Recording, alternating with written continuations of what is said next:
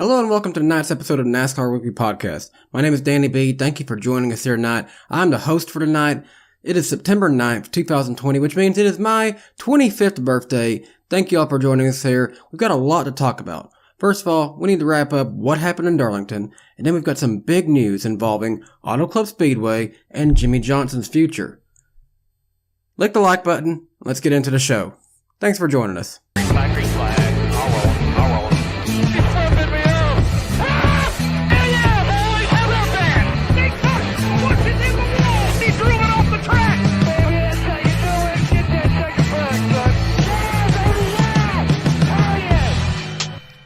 Hello everybody, welcome to the NASCAR Weekly Podcast, here tonight on DannyBTalks. As you can tell by the top of my head, it is my 25th birthday. Welcome to the show, guys. Joined alongside Eric and Jarrett. It's time to discuss what happened at Darlington. Who wants to go first? Well, first, happy birthday, Danny. You've made it a quarter century on this planet. That's crazy. That's fantastic. Great job. Don't know what else to say. Danny. Good job being alive. I didn't do something stupid enough to get killed yet. I saw you make the joke earlier, but I got to do it. The chat's gonna want me to. Was 124. Let me hear it. 25. All right, man. Happy birthday, dude. Happy birthday. But all right. Anyways, back to the NASCAR stuff. I'll get right to it and say this: I called it on Blaney. Mm-hmm. Yeah. Even without the whole stuff before the race, like that was not going to set up to be a good day for him. But I called one too.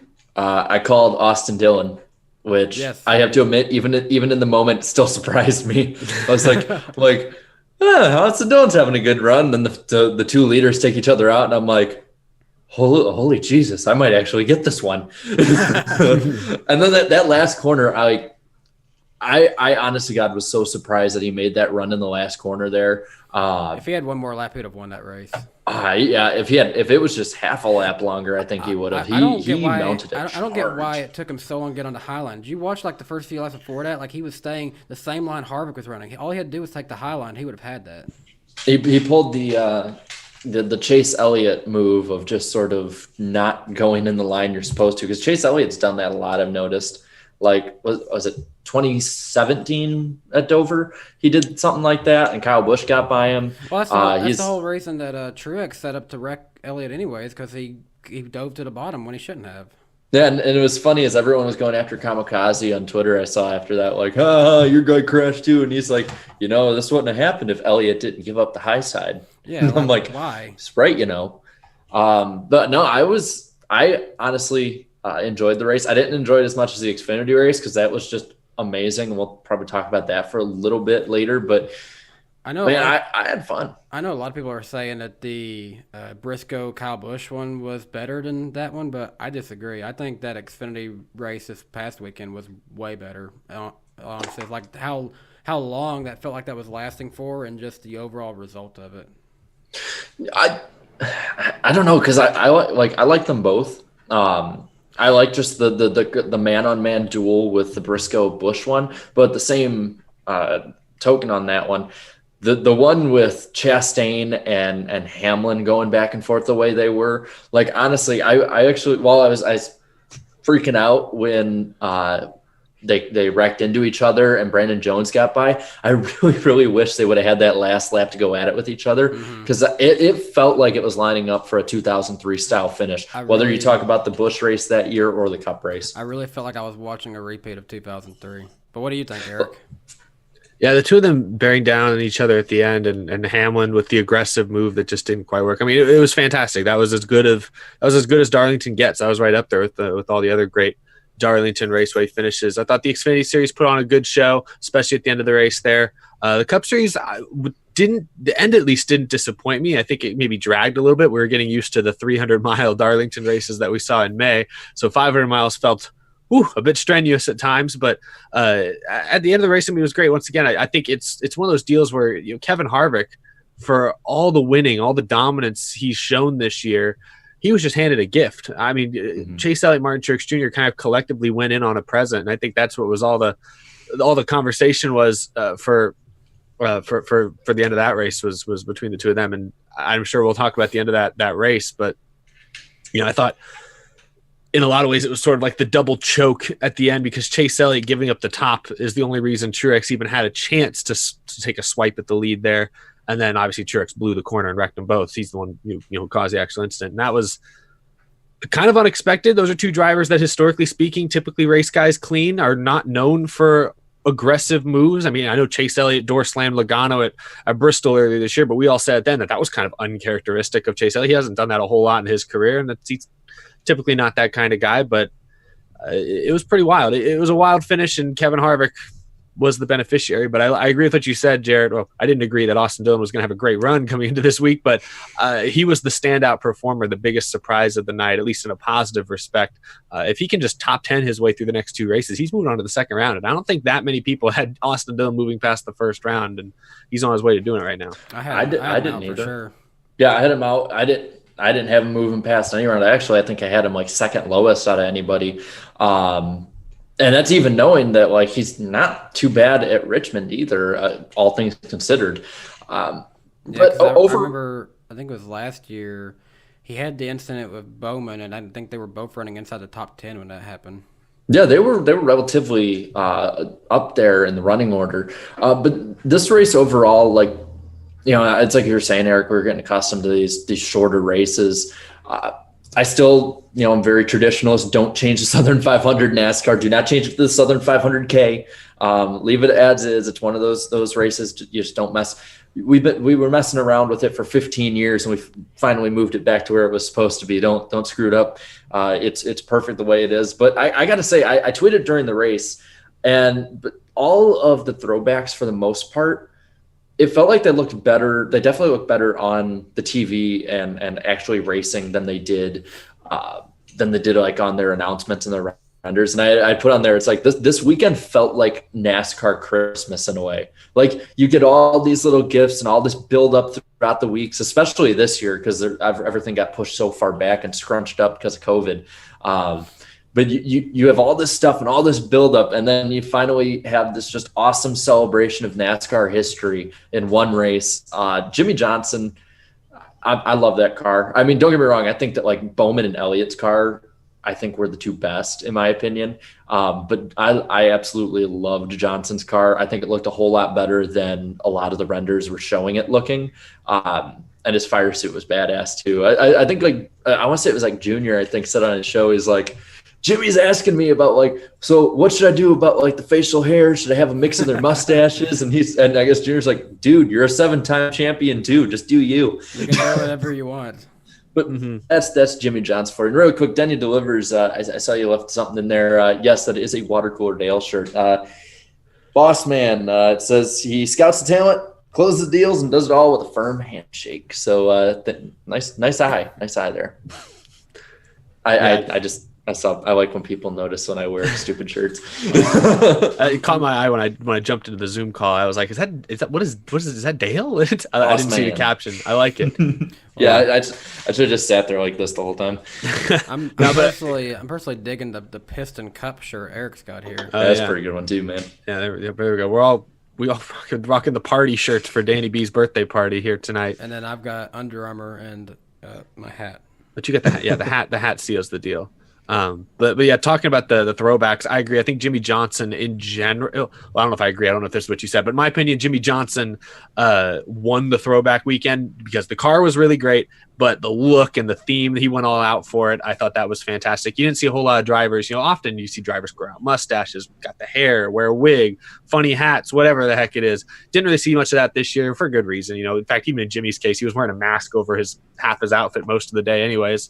But give him credit for the hat, the glasses, the fire suit that had both colors kind of on either side. I mean, it was fantastic. He won for the overall look, I think. But I agree. My favorite paint scheme of the night, as far as how it looked on track, was Alex Bowman's Jimmy 2006 car. Mm-hmm. That car, especially when it was kind of sunset right before the lights really came out, that thing looked absolutely fantastic. But I want to get you guys' takes on this. I thought, collectively speaking, this was maybe the best year of throwbacks since, I guess, they started this in 2015. There have been some really good ones, but I just felt like this year there really weren't that many bad ones. I think back like a couple years ago, remember that 37 car that was the Busch's Beans car that was all white and it was just an eyesore. Like this year, even like the smaller teams, some of them like represent really well, like Ross Chastain with the Dale Earnhardt throwback, and you just saw so many great cars this week. Like it was hard to pick a favorite this year because my number 3 in terms of my ranking was Ryan Vargas's Jimmy Johnson throwback. Like that's thinking,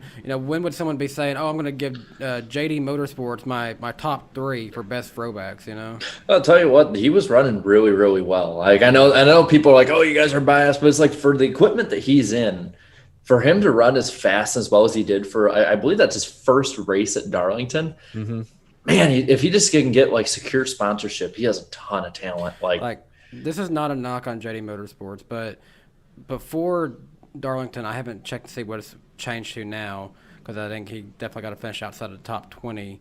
But I mean, before Darlington, he had an average finish of 19th. There's that the talent that someone has will reflect why they have an average finish of 19th in JD Motorsports equipment.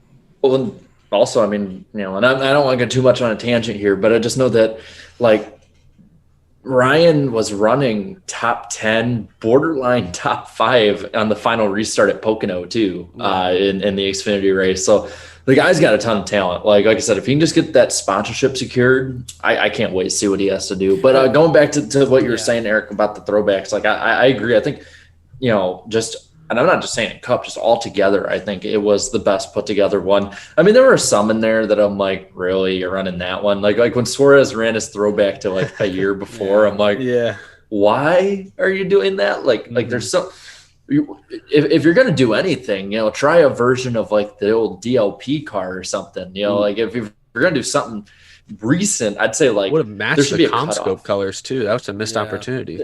There should be a cutoff, in my opinion. Like I'd say like if you're gonna do a throwback, I think the cutoff should be either 10 or 15 years. Like I could see a throwback to 2010. I mean, I think it would be pushing it, but I could like 15 years ago, a throwback to 2005. Like I think that'd be completely fine, honestly. Likewise, though, some of these paint schemes I saw, I'm like, can we just keep that as the primary for this car?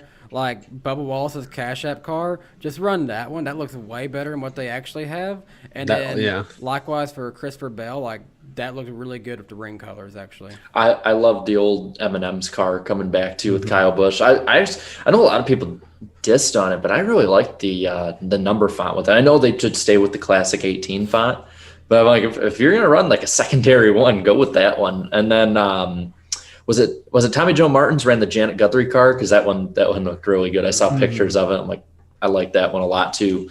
But I'd say overall there really weren't as many duds as usual, and there were a lot more that really hit it out of the park. If I can ask for any driver to throw back to themselves, Kyle Busch, go back to anything he had in 2008 because he had great looking cars in 2008.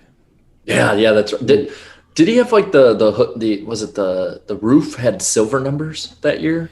It did, and also they on almost every paint scheme they incorporated like that metallic like plate look or whatever it was. Like that looked really good. Oh, I see Cody gave you a super chat. Yeah, so we're 17 minutes into it. It's my birthday. Let's check on the super chats here. So we do have $5 from Cody. Appreciate that. He says happy birthday. Andrew Meyer with $5 says happy birthday, Danny B, and congratulations. Your frontal lobe is now fully developed. Yes, I'm smart. So now you can make smart choices. And also, Titans will win the South, by the way. I do agree. They have a stacked lineup this year. And we get to start off with the first Monday Night Football game of the year. We're going to beat the Broncos big time. Someone clip this and then come back on Monday. Hey, when have the Broncos haven't been relevant since Peyton Manning left? Let's be real. Tim Tebow. That was before Manning? Yeah. That was before Manning. Hey, I forgot. Peyton Manning. They literally had to go get Peyton Manning because, like, look, we wasted so much money on Tim Tebow. Get over here now. Anyway, really quick, I want to talk about the ratings. Now they're compared. Well, geez. Hold on. I guess. Hold on. There you go, Danny. There's a super chat for you before we move on. Sorry. Whoa. How about that one? Coming from Urban Alvarado, appreciate that. In 1999, Blaney's team screwed this race with the penalty and did not recover. Harvick once again the closer, and the kid got a great souvenir. Sweet moment. I like that. Fans in the stands, even not filled, were loud. By the way, happy birthday, Danny B. Appreciate that. Where are we going? The camera won't stretch far enough, but I got my dog is like hiding under my desk right now because it's thundering. So if you see me like reaching down here, like looking down because she was digging into the carpet, don't know what she's doing down here. So she's trying to hide from the thunder. So I'm getting kind of distracted here. He's out of here. He's out of here now. These two got to see my cat Shugs going berserk over a cat that was outside. So yeah, the animals are absolutely wild. What do you want? She never comes in here. She like literally never comes into this room, but here she is hanging out. Well, really quick, let's hop on over to see how the ratings were for this race. Now, last year's race started delayed. People want to, rightfully have brought that up. But looking at it, this year's race got a 1.4 rating, 2.4 million viewers. It was on NBCSN. And then you look at last year's, and there was a 1.3 in 19 and 2.1 million viewers. So it was up about a tenth of a point in the rating department and about 300,000 more viewers for this race. And again, last year's was delayed, but I'll take gains, especially when you look at other sports leagues right now, like the NBA and MLB, and they're like tanking 40%. And I'm like, listen, I'll take anything I can get right now, because I think overall the culture just isn't watching sports like it usually does. But what do you guys take away from that moving forward? Because I know Richmond the last like 3 years has been the least watched race of the year. So I'll be honest, I can see why. Like me and Claudia did our classic race watch along last night, and we were watching a classic one at Richmond 2008 spring. But honestly, pain. That was so horrible, boring until we finally got aside from the big wreck that happened. There was nothing really much going on until we got to the Dell Jr. thing. To be fair, I mean, Hamlin led like the first 381 of 382 he laps. Dominated that thing. Like, how did they mess that up that bad? I bet. I missed the basket. Oh, well, we didn't have anything knowing that. Yeah, but you could probably hear from what I said. There's a reason they had me for defense when I played. Oh, gosh. Really quick, I guess to get away from my failure, let's look at the poll. So obviously we can't share screen, so I'm completely in the dark here. But I'm reading it here, and what did you think of the 2020 Southern 500? 7,000 of you voted, so wow. Thank you very much. Good numbers. I have it on here on my phone. I'm actually keeping track because I have a horrible addiction to stats right here. So 7,000 of you voted, which puts this race in like one of the top 10 or 11 voted ever on this thing out of the 59 polls. So good job. 16% of you thought that this race was a great race. 57% of you thought that it was a good race. 19% of you thought it was average.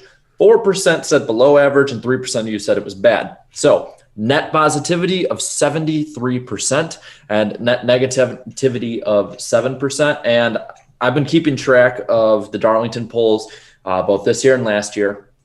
This is the least positively received Darlington race yet since we started this thing.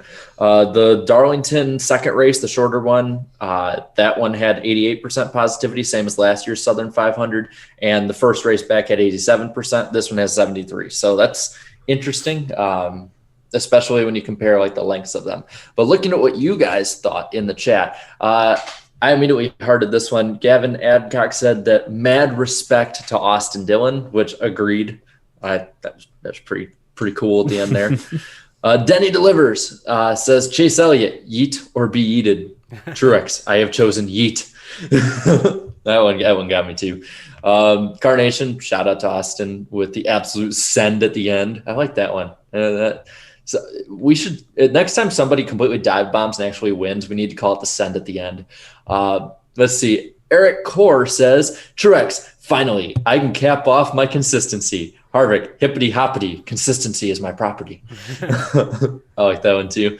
Let's see what else we got here. I'm trying to find some people we don't usually talk. Let's see. Dual Shock says, Chase, I'm going to win here, just like my dad. Truex, you shouldn't have gone to the bottom. Snaps and puts them both in the wall.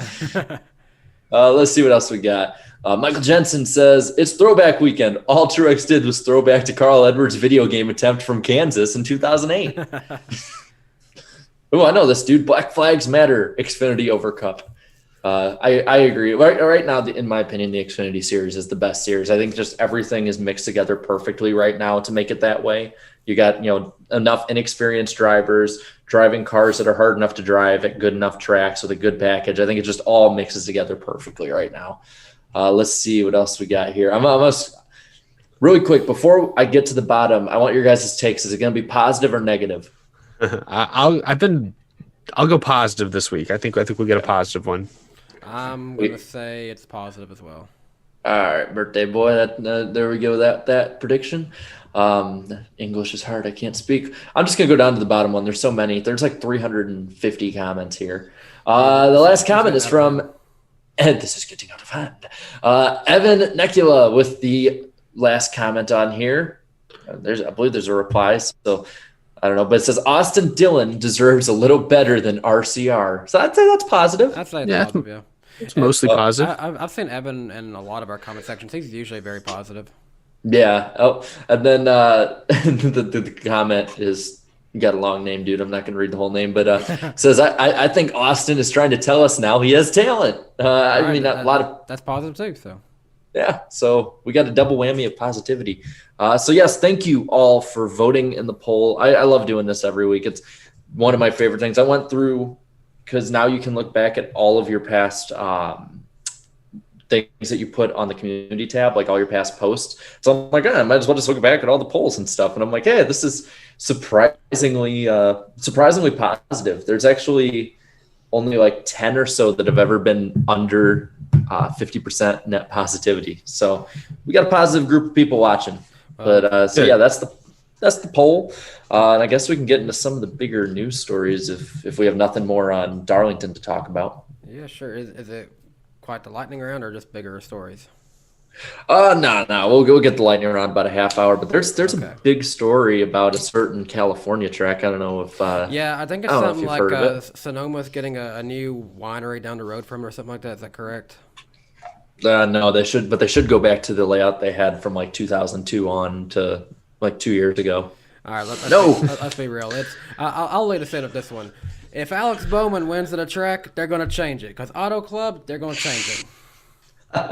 Yes. The track is being renovated, torn down, changed, all this stuff. But it's going from a 2-mile D-shaped oval to a half-mile short track. Now, these are things that Bob Pockrass has said, so I'm not just grabbing them out of my ass here. He says, tentatively, it'll be ready by the 2022 season, which I think that'd be pretty cool. I know that I brought this up in our private chat that if they were to move Sonoma to the spring, like a lot of people want, they'd start the year with a plate track, a road course, a short track, an intermediate, and a flat track. You'd get like every single track type out of the way in the first 5 weeks, which I think would be pretty awesome if they did that. But yes, Auto Club is going to be a half-mile short track. It'll be tentatively ready by 2022. And according to Bob Pockrass, right now, what they're planning to do is have 18 to 20 degree corner banking with 11 degrees on the front stretch like they have today. And then I'm assuming like 0 to 3 degrees on the back stretch. They might just keep using pit road. That'll be crazy because it'll be different, on each side. But what that tells me is if 18 to 20 degree banking, does that mean that they're doing progressive banking there? Because if so, like Rio Radman said in his video, they're just going to be rim riding at the top because that's just the fastest way around if you're doing progressive banking. Just think about how different that's going to be on each side. Like you're gonna flatten out so much more in the backstretch, and then you're going to be like, it's going to feel so weird coming out of turns 2, but then coming out of turn 4, you're going to basically be doing close to the same thing you're doing through 3 and 4 almost. What do you think, Art?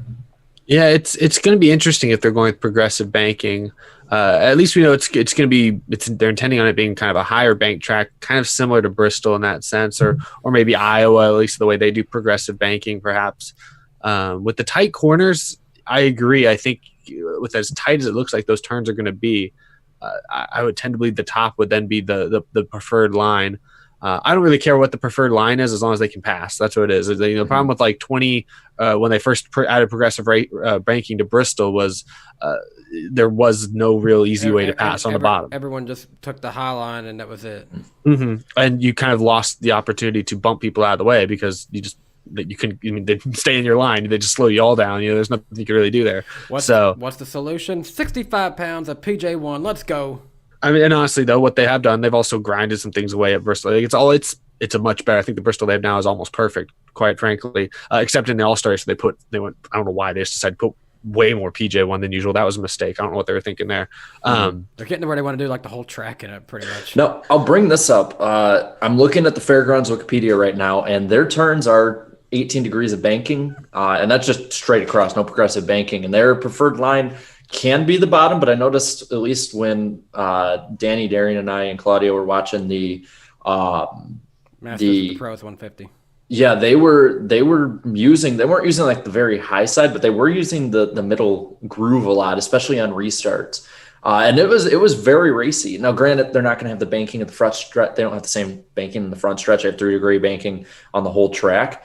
But the one thing I have to wonder is with almost hairpin turns, granted, it's a little bit of a D shape, but for the most part, what the render looked like, or the design, I should say, looked like, with hairpin turns on each side, high banking, and long straightaways relatively for a short track, like I have to wonder, with that added speed they're probably going to have compared to Martinsville and not as much room to turn that they would have at Bristol, like they're talking about mixing them into, I have to wonder if brake failures, especially with a new car, when you have a lot of stuff up in the air, if brake failures might become a bit of a problem when they come there. That's a good point. Certainly possible.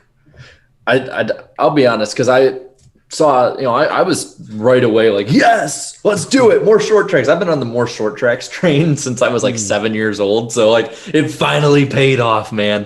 Finally paid off. How much you want to bet that there'll be more than 10 Cup drivers racing in the Xfinity Series that weekend? Yeah, I wouldn't doubt that at all. I mean, I think that a new short track like this, I think you're going to need as much practice as you can get. But like I said, I'm fully on board with this. But I saw a lot of people aren't. I could see Dale Jr. racing in an Xfinity race. I could see me flying out there then. I think I could see Jimmy Johnson coming back to race there. But like you said, Jared, I think there are a lot of people who are mixed about it, because I don't think Auto Club Speedway was necessarily at the top of anyone's list of the track they'd first want to see replaced by a short track. I think there are plenty of 1.5 miles out there that people would have maybe preferred see disappear in favor of a short track. Because Auto Club Speedway, while I mean, let's be frank, it hasn't produced like phenomenal racing the last few years. It's had some great moments like 8, 9, 10 years ago, 2013, 2011, some great finishes those years. The track surface is worn out, so it creates great widespread, multiple lanes of racing. It's not a bad track. It's certainly not, typically thought of as a super exciting track or one that people necessarily get, anticipated, that are highly anticipated or anything like that, but certainly wouldn't be my first choice of track to get rid of. But so I understand why some fans, especially fans, in the Southern California area, why they might be a little bit mixed. I even know personally, as someone who thinks the current Texas Motor Speedway configuration is god awful, and I would be perfectly fine with them changing that into a short track or like a Bristol or something like that. I would still feel a little bit conflicted because I have good feelings and memories of going to the 1.5 mile Texas Motor Speedway layout for many years and watching. I remember a lot of good races on that with that basic configuration. So I understand people being conflicted. Overall, I'm optimistic because I think let's be honest, NASCAR needed to make a solid pitch to the people in Southern California. I mean, Los Angeles is the second most populated city in the United States. There are a lot of race fans in and around the Southern California area, and there's no short tracks that the NASCAR Cup Series races at least in the region. I mean, west of the Mississippi, let's be honest, there's not. They're all east of the Mississippi at this point in 2 states. So spreading out the short tracks, covering the East Coast and the West Coast now, I think is smart. And Los Angeles, while we may not think of it as a big NASCAR market, NASCAR is typically thought of as like a southeastern thing. There are a lot of race fans there, and it's a big city that NASCAR needed to make a serious pitch to. And revamping the track, revamping the grounds, the facility, the surrounding area, a complete and total revamp,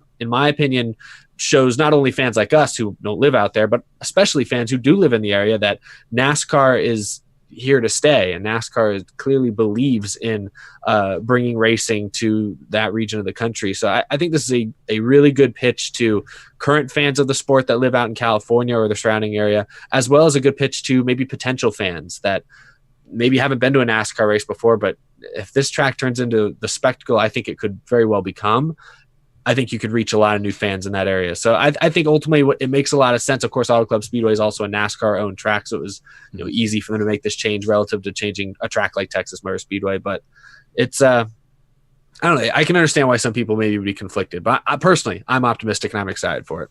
And I've seen a lot of people say like, "Oh, well, the same amount they could spend on this, they could revamp Norfolk." Well, first of all, it's two. Well, they don't own that. Who own that? Yeah, but also, it actually doesn't take as much as people are saying to do this project. Like, people don't understand. They don't have to get all of this done in 1 year time. Like, they could do this in phases. All they realistically have to do is put in the turns that are going to go from the current tri-oval to where the current pit road area is. Make sure all that's right. Get rid of the grass in the middle so you can turn it like your Victory Lane area and all that. They've got the current existing areas where they currently park motor coaches inside what's now the infield area. I guess that's going to be like something on the outside, and they put in like a kind of like a Bristol where there's a wall that opens up like in the fence area. Do something like that, I guess, for the time being, and then put your turns in there. Try to get those extra grandstands they were showing being put into there. And I guess there's some other stuff on the outside. Like, you can leave pretty much the existing backstretch and the current existing, turn 2, turn 3 area. Just get rid of like 1 and 4. Just level all that part out. But you can do this in phases. They don't have to get all this done all at one time. Well, and the one thing that a lot of people brought up is and we talked about it a bit. Is a lot of people are like, well, this track did have pretty good racing, but I think this track really. It's gotten to the same point that Atlanta has, and I don't think they should do anything to Atlanta. Like, leave Atlanta alone. If you're going to do anything, repave it. But it's gotten to the point where, like, the pavement's just too far gone, I think, at this point. If I'm not mistaken, this track hasn't been repaved, has it? Or if it has, it hasn't been any time recently. It certainly has not been it's been 15 or so. I don't think it has, because it was open in 96, 97, something like that. So yeah, this pavement's older than me. And all it does is bake in California sun all year. So and I like I said, I do feel for people, because I'm the same way with Chicagoland, because I'm assuming now that's probably what they were thinking about doing with Chicagoland before the city council decided to nix those plans. I agree. I think they're going to turn that into a short track too. Mm-hmm. I'll be completely honest here. I don't trust Illinois politics. Having lived here for almost 23 years, I don't trust their city council. They've not been behind the track, but it seems like the ones in Fontana have, and that's where I'm saying. I think that what they need to do with this is the same thing that they did with Daytona, the same thing they did with Kansas, is just renovate everything around it, make it somewhere that you want to seek out and go to, make it almost like a town around the track. It's like its own little mini city almost. I think one thing that they should invest in, and I know they talked about this like over 10 years ago, as of course it's 50 degrees here and still a fly manages to find me. Anyway, but what they should do is build hotels on the grounds so that whether it's fans or drivers, just makes it easier for people around the track or going to the track to have a good time around there. A hotel or two I think would go a long way. And then the racing itself, I'll be completely honest that even if it's not the greatest short track, I think it would at the very least be a lateral move. There's a lot less ground that they would have to do upkeep for, so it would probably cost them a bit less. And they wouldn't have to sell as many seats, which I think with the new contract more than likely not having as much money to it would mean that attendance would probably have to have more of an importance to tracks. And if you don't have to sell as many seats and make it look full, it's just going to look better. It's going to be better overall. And I think it could be something that sets the groundwork moving forward for a lot of tracks to do. I mean, I would not be surprised if this works out, if Bruton Smith is like, tear up Kentucky. We're going to make it a good track.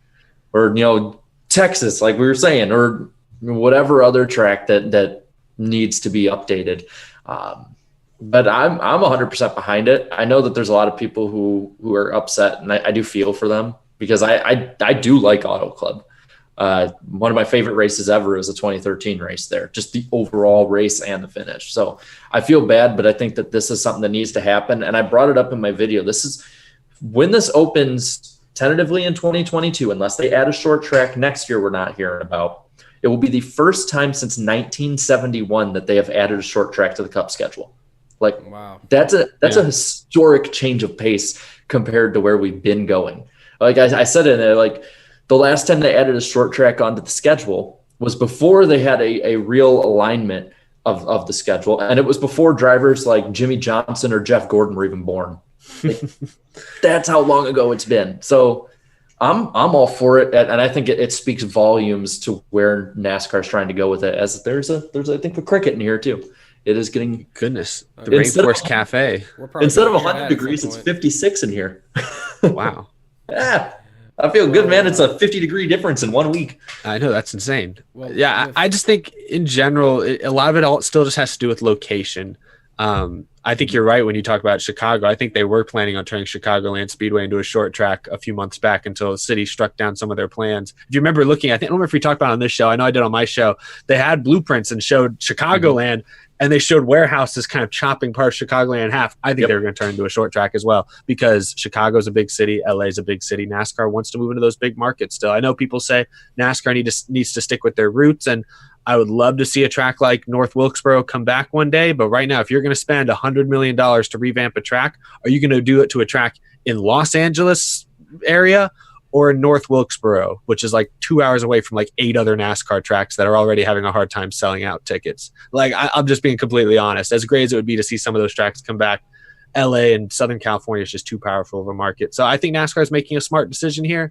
And I'm excited to see what the racing turns out to, what the track turns out to look like, what the facility turns out to look like. I'll be curious to see how much of original Auto Club Speedway sticks around, because they said they're going to use kind of like some of the front stretch as the front stretch for the new track. And maybe they're going to keep some of the grandstands too. I'll be curious to see what stands, what remains from current Auto Club. They're keeping the entire existing front stretch grandstands, I think, because it fits in exactly how the blueprints are. That like it's not the media center, but whatever they have up above there, I think it could do for a little bit of a revamp. But go for it. If we're talking about some said 1979 they added one, but I was looking, and because I know a lot of people consider Rockingham a short track, that track's over a mile long. Just letting people know that. So like when people are like, put Rockingham in the short track revolution, no, it's not. But I mean, I could be wrong. It's still been how long was it? 41 years? Yeah. Mm-hmm.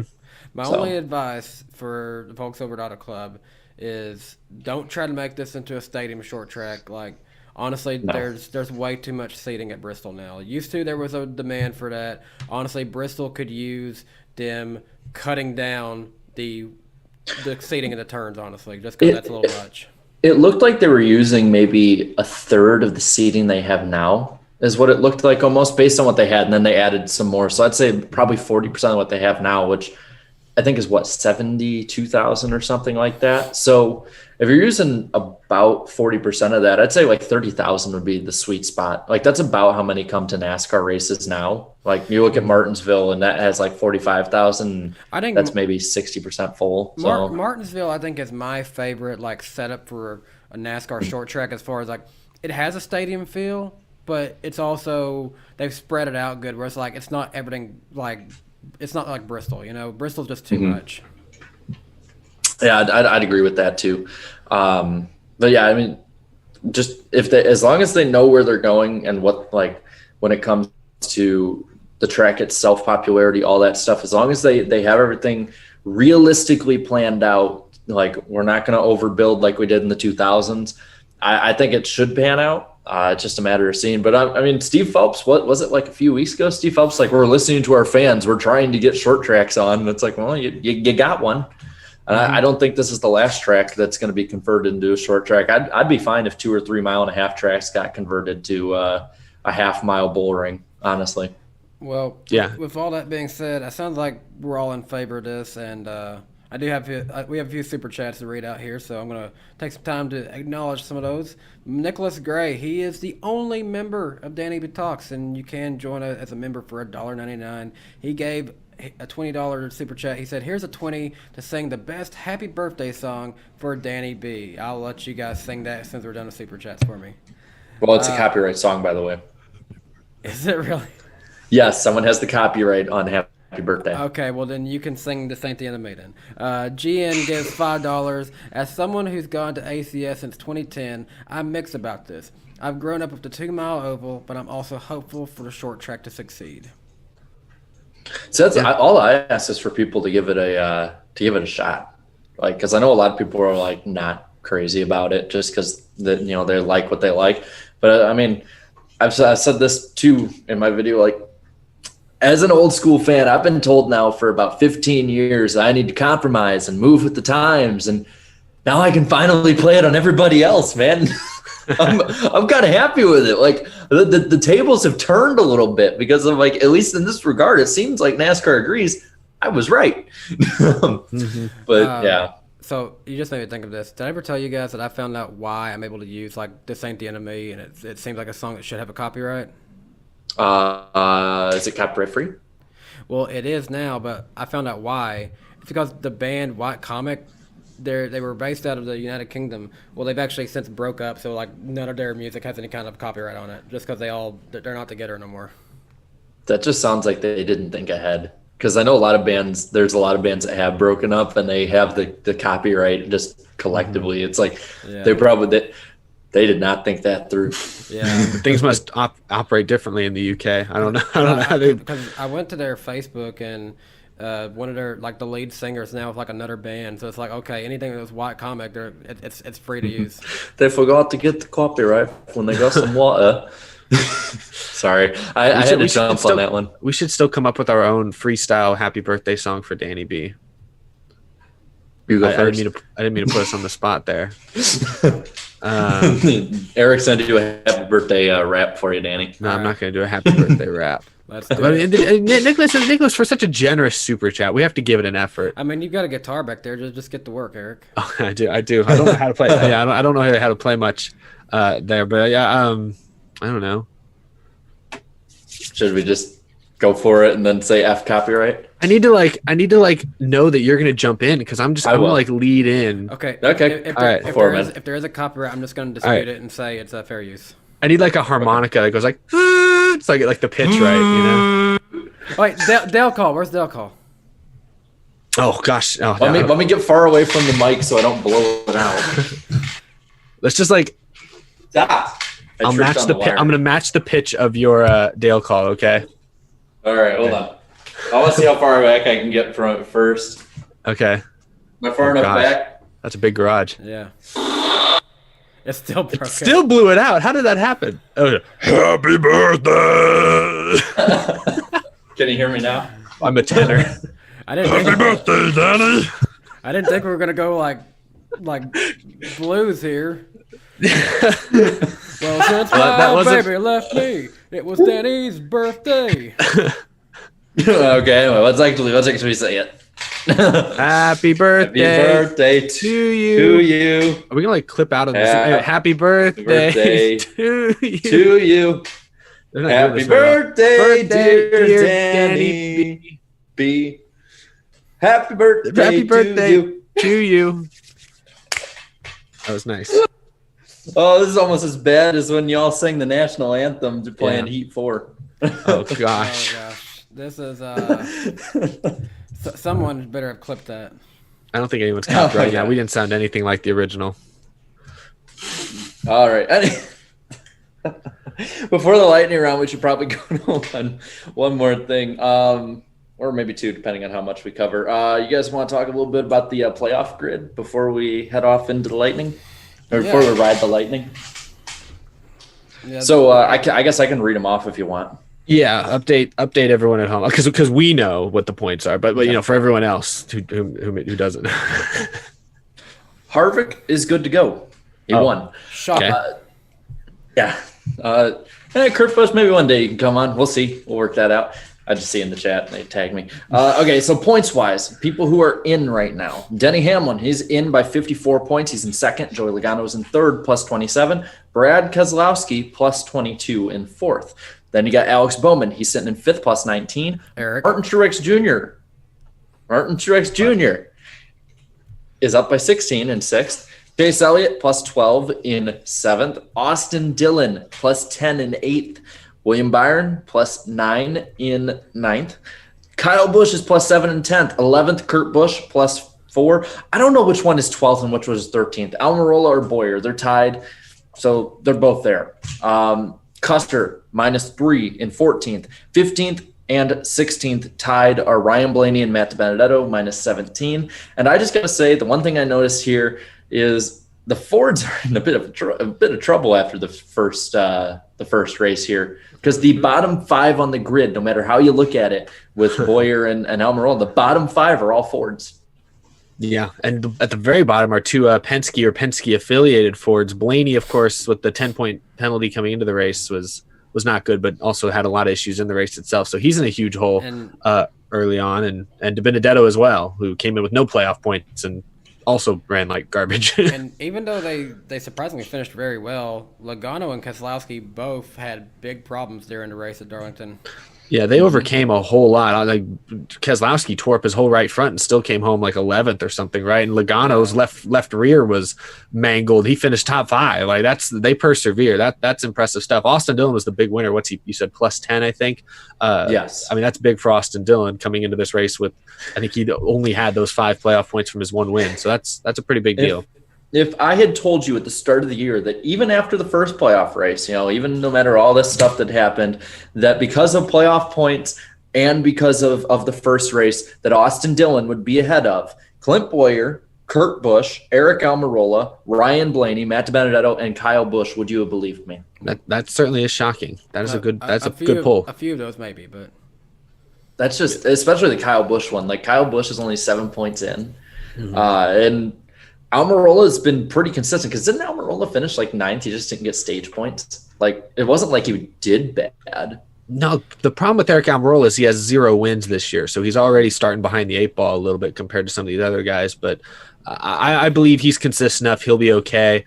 Clint Boyer, I'm a little concerned about because he's missing his crew chief for this next race, so that could be a significant hindrance. Kyle Busch is also missing his crew chief for this next race. They both had too many lug nuts loose in post race for Darlington, and Kyle Busch I'm a little more confident with, just because he's 7 points to the good and he has a Gibbs car and everything. But I certainly am not. Richmond. And it's Richmond and Bristol coming up, so I'm fairly confident with that Kyle Busch will still make it out of this round at least. But Kyle Busch has nothing to worry about. Jarrett, you're going to Bristol, aren't you? Yes, sir. My I'm brother and I both. I'm sorry, my man. You're going straight into a Kyle Busch victory. Oh, that's bold. Kyle Busch he wins there once a year, and I'm thinking back to the All-Star race. Like, Chase Elliott is better on short runs at Bristol, which you needed to be good on short runs for the All-Star race. Kyle Busch was catching him at the end. He was better on the long run, and that's going to be a long run race. We'll see. The Bristol night race is such a wild card race, is that you can't really. I mean, he'll be up front. Don't get me wrong, but I mean, you got guys. His brother Kurt could do well. Chase could do well. Like, I'm not going to say he has the win. I think he's going to be up there. I just feel like that's Kyle. I just already see it. It would be kind of fitting at Bristol if Chase Elliott crashed Kyle Busch for the win, seeing how Chase Elliott's been crashed by like every Gibbs car. Like, it would be pretty fitting. And I'll tell you what, they said that it's sold out for Bristol. All 30,000 seats sold out. So that'd be the loudest 30,000 people I think you'd ever hear at a Bristol race. I think if COVID wasn't a thing, that one would have sold out altogether too. Yeah, it came close last year, and I think this year there's even more at stake in a lot of ways. Yeah, and I think if this year's race is as good as we're billing it, which again, every time we bill a race, it's like, oh, this is going to be a great race. It's like, man. I saw someone say this last week, and I agree with them. This is honestly a really nice way that they have played up this playoff grid as far as the scheduling for it. All these tracks just fit really well. No, what I'm wondering what they're going to do is in a couple years, because next year the Olympics are going to happen. So I'm assuming they're just going to try and do, for the most part, aside from like Nashville Super Speedway and maybe like they've been saying Road America, they might just do like basically the same schedule layout. But what I'm wondering is like 2022, 2023 around there, they've been trying to condense the schedule down. And I was looking at it like NASCAR could easily end in the middle of October and not have to be against like the MLB as much in the playoffs and not as much against the NFL. I have to wonder, like, how are they going to do that way? And then, like how will the grid play out in that way too? Because you can keep all those tracks around, but if you're going to keep Darlington at Labor Day, it's like, it sort of messes up that. I don't know. There's going to be a lot of fun stuff. And I'm really thinking now that 2022, 2023 is when we're going to see a lot cool stuff. I got on off my tangent. One thing I'll say that this couple of weeks where we're doing the playoffs and everything, if we want to not just take a week off, go ahead and put the Pocono doubleheader in there just to just have something that people will be like about. So I think we'll see. I think we might see more than just one doubleheader here in a couple of years. I think Pocono might stick around. I think we could see one or two other doubleheaders. I think Richmond, I'd have a night race and a day race. I think that would work perfectly. Maybe. Yeah. Or you do a day race and a night race, and you try out, especially since it would be planned, and you'd probably have to do it in the spring because in the fall you got the NFL to go against with NBC. But in the spring, try like something, I don't know, like Monday Night NASCAR, MNN. I don't know. Give it a shot. Well, if it doesn't work, it doesn't work. We try something else. But it'd be a way to condense the schedule, make something more fun, have a little bit shorter races more than likely. So worth the shot, at least. Mm-hmm. What was the original thing we were talking about? Playoff grid, looking at the points. I wanted to mention a couple other guys. Like we talked about Chase Elliott and Martin Truex Jr., being involved in that wreck at the end. Mm-hmm. It's disappointing, one, because both those cars are probably the class of the field. Truex especially, it'd be nice to have gotten the win, locked himself in, 5 more playoff points. And so he missed out on that. But both of them missed out on quite a nice points cushion. If they just don't wreck, and like even if Chase finishes second or Truex finishes second, he's like plus 30 right now. Instead, they're both, I think you said, plus 16 and plus 12. And with 2 races to go, and Bristol being, a little bit of a wild card in some respects, I don't know. They're not safe. And they're 2 drivers that ran really well at Darlington, well enough to be safe at this point, and they're not. So that's another adds another kind of wrinkle to the end of that race. I'm looking right here, and 6th is Truex plus 16, Elliott plus 12. And let's say that I don't know the exact points off the top of my head, but let's just say 20 points that they gave up there, because I believe they finished like 21st. They finished 20th and 22nd. Something. So, okay, we'll say like 15 to 20 points, give or take. So they would have been 30 to 35 up. So instead of 6th and 7th, being realistically not even 2 stages in front of the cut line, they would have been 3rd and 4th ahead of Logano, Keselowski, and Bowman. Like that might come in, bad or good. I don't know yet, but it might come in to play come Bristol. Mm-hmm. That's very realistic, especially with the fact that like a lot of times, there's usually an early crash with contenders. Blaney at this point, I'm like, everyone thought I was crazy to say Blaney was going out in the first round, and like people, it's like, did you not look up his average finishes for these first 3 tracks? His best average finish of any of these is 20th. See, I thought he'd get at least one of them down, but I was betting on Darlington. That was my bet. That was another one that was 20. I think it's Bristol and Darlington average finish is 20th, and Richmond average finish is 25th. I was just betting his cars would be fast enough that he could at least get through the first round. I mean, I had him out in the second round, and Bristol will be his best shot because he at least runs well there, but he usually ends up in some kind of a crash. Yeah. Do we have anything else on that, or do you want to go? Is there a storm of brewing?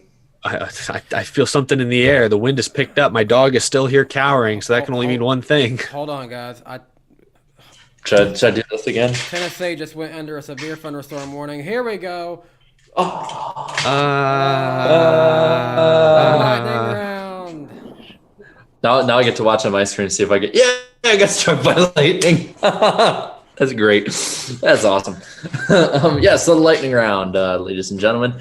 Here we are. So first one is that Daytona has opened the voting for the design of their infield grass. It's on NASCAR.com. Let's be honest, when you look at it, you know which one they actually want because it's the only good-looking one on there. I haven't looked at them yet. Are they that bad? And they're not like there's one that's just waves, and it's like, no, that's not good. But there's one where it's like stars everywhere, and it's like all the elaborate designs they always do. And I'm like, yeah, okay, we know you want that one, guys. But anyway, NASCAR has uploaded a ton of old Myrtle Beach races onto their YouTube channel. So if you've, seen how the track has shut down or is about to be, because I know they just ran their last race because Slap was down there.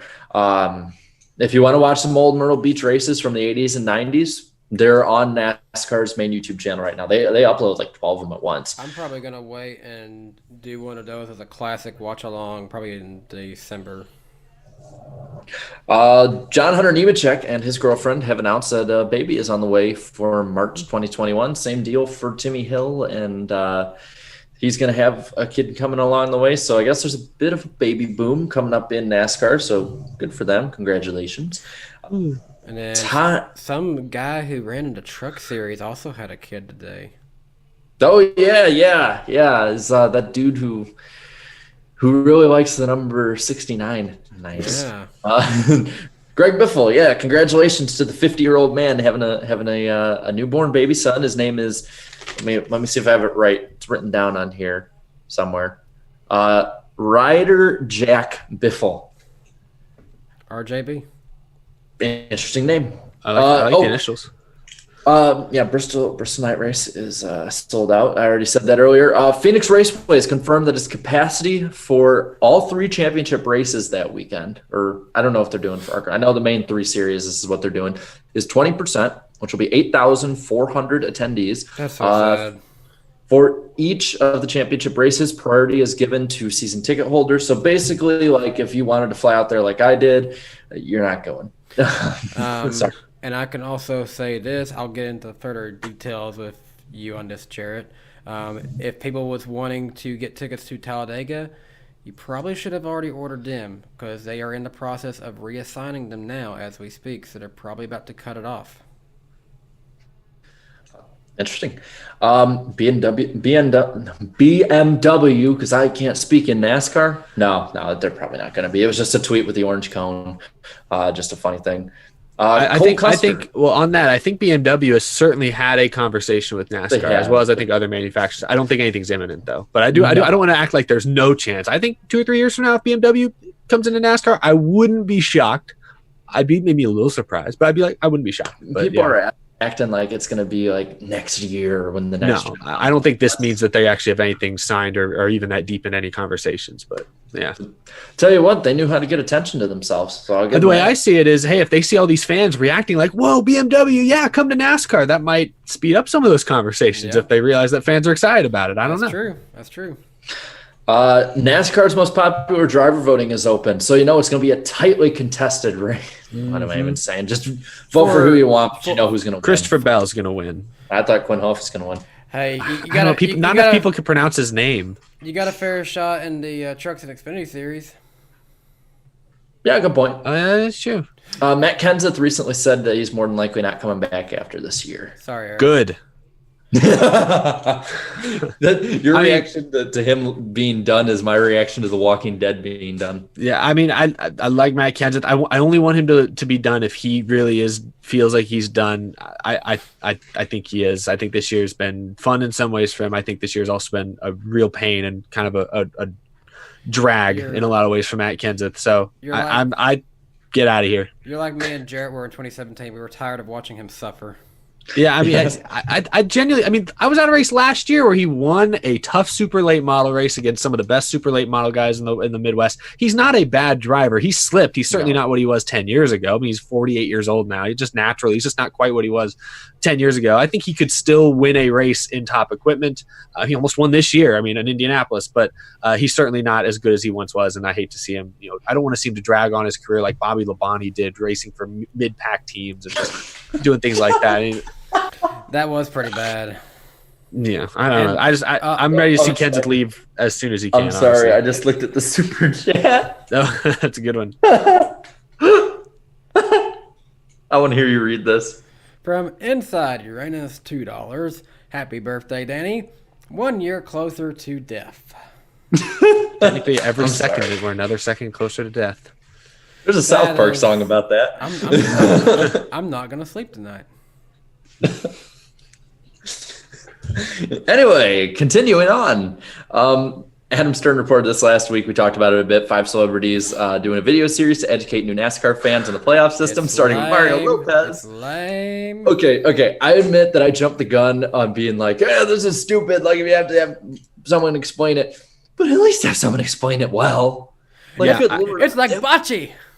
Like, I'm sorry. Like, more people watch NASCAR than that. Like, I get it. Like, I would understand if, I don't know, you're using like Legos or something. I don't know. Something that lots of people know about.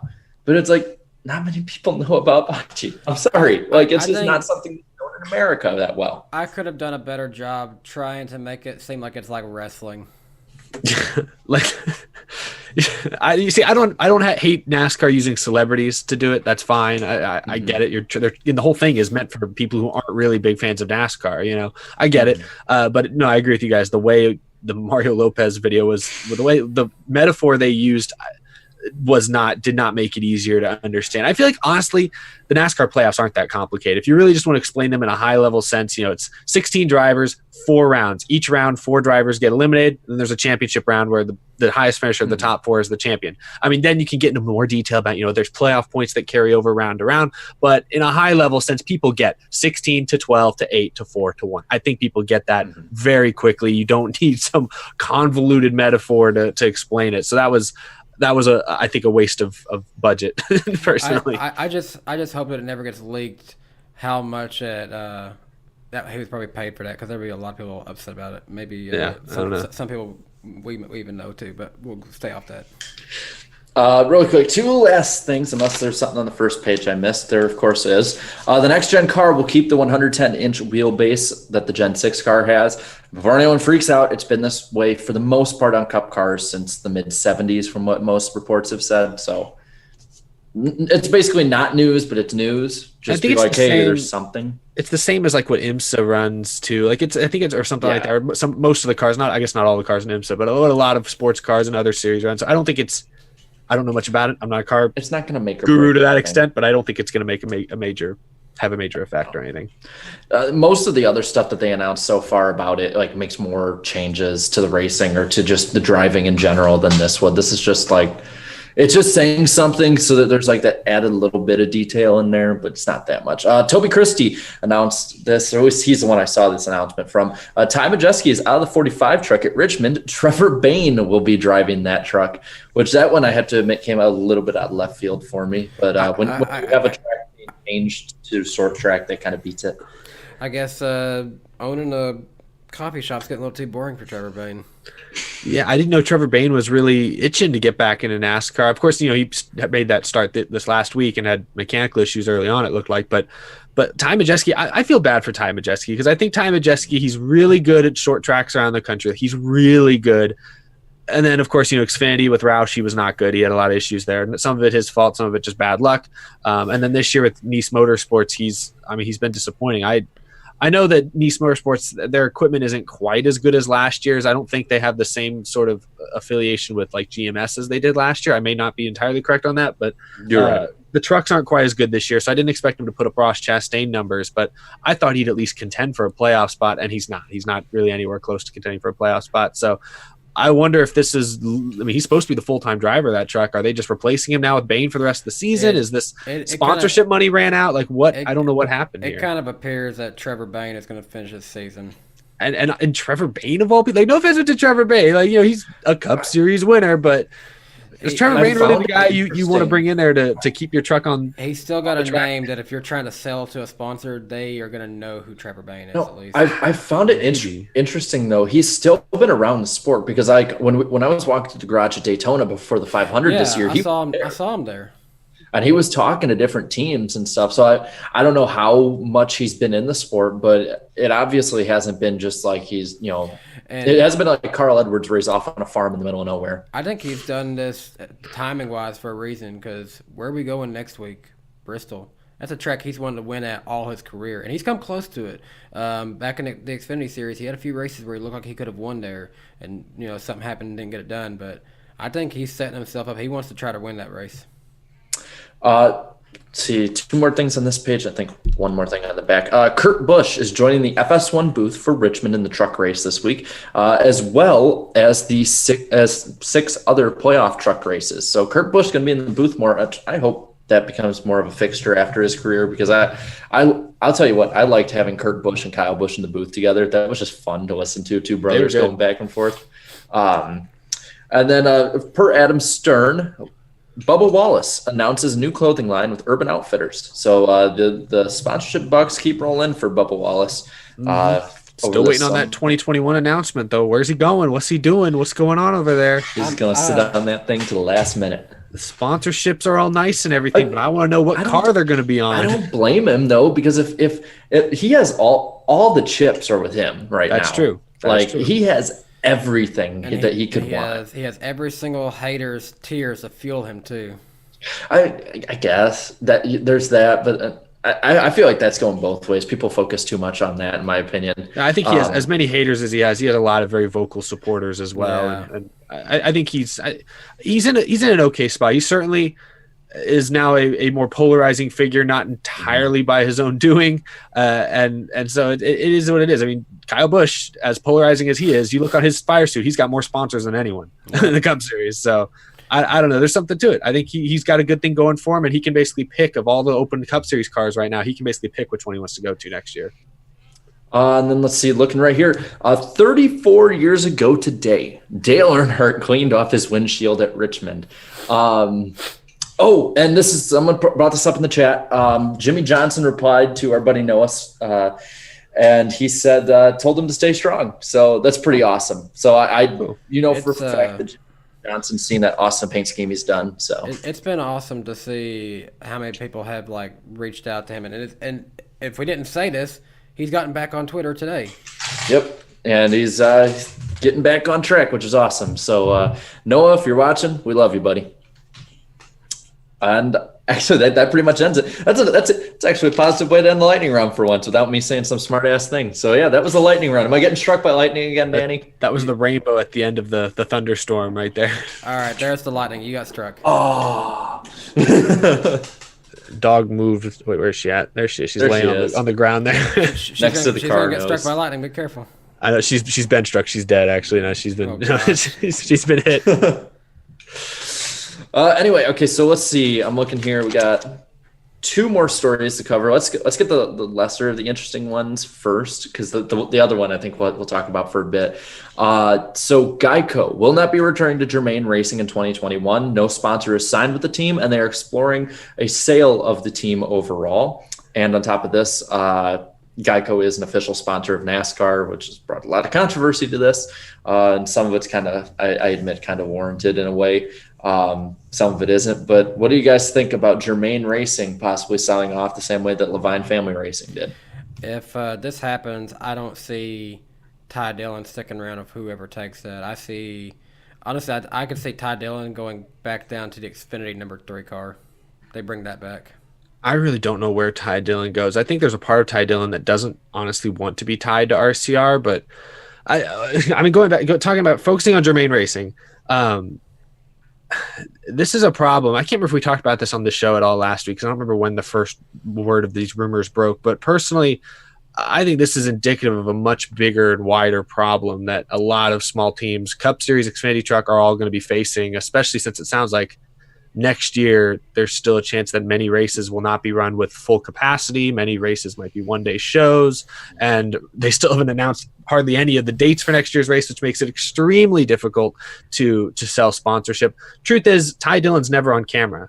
And right now, the only value sponsors are getting out of sponsoring a race car in the Cup Series today is the little bit here and there they're shown on TV, because hardly anyone's at the track to see the car in person. There's no outside the track activities. Geico usually has a huge booth, with like a stage, usually like music playing. There's the Gecko mascot walking around, things like none of that. They're not able to do any of that right now. So it really is, if they don't show Ty Dillon on NBC SN during the race, they're getting they just spent like $100,000 for nothing, absolutely nothing. So I just don't see how Geico's a big company. And if they're pulling out, a company that can basically just throws advertising money wherever they want, I just feel bad for the smaller Cup Series teams that sell sponsorship on a weekly basis, and I feel really bad for the Xfinity and truck teams, because if the way things are happening right now continue for most or a good portion of next season, teams are going to go out of business. I personally believe, and I think Jermaine's likely just the first. I'm going to be honest with you guys, because I'm a fan of NASCAR and I'm a fan of competitive bass fishing. Geico gets much better coverage with Bassmaster, actually, because they're everywhere at a Bassmaster event. They're everywhere on their ESPN coverage. They're everywhere on Bassmaster's online coverage. Like, They don't have to pay as much, I'm assuming. No, they don't, and then Probably not. They still don't have to pay as much for a few anglers that they sponsor in it. Like they're much better off there as far as like what they're getting for their money. But now that I think about it, everyone was like with that Geico commercial where the couple drives off in the race car. Everyone's like, "Why didn't you just use the 13 car?" We talked about this. Now I'm like, they knew they were not going to stick around. That's why they did that. Well, yeah. Remember, we had said like maybe Geico isn't sticking around a few years or much longer if they're doing that, because I mean, they like you said, they have a car that they could use and they don't use it. But this isn't something that I think popped up though exclusively because of COVID. I think being an official sponsor with NASCAR is really what did it for the most part. Which I can see both sides of people's arguments on these. Some people are pretty upset that NASCAR in the way is siphoning sponsors from teams. At the same time, like it's also the same fact that Jermaine really hasn't done enough to be noticed out there. I remember when Jermaine really like started up for the most part in Cup. They were like a start and park team. Then they got off to like in the mid 30s, high 30s, low 20s to where they're at now. And they've been where they're at now since really 2013 with Casey Mears, which I give Casey Mears credit. He basically was the driver that built Jermaine up to be a full-time team. Yeah, full-time. Yeah. But they really haven't went anywhere since then, even with Mears or Ty Dillon. And it's kind of disappointing, especially since they get from what sounds like almost full backing from RCR, who has run better than them. I mean, that's not saying much, but it's true. They're basically a third, fourth, whatever, how many RCR cars there are. They're that extra RCR team. So it's disappointing though, because I remember watching this team like growing up, and I remember meeting like Max Pappas back in the day when I was like 12, and he had the Geico fire suit on, and they had all the Geico stuff around Chicagoland, and the car, they had a show car in the infield at one point.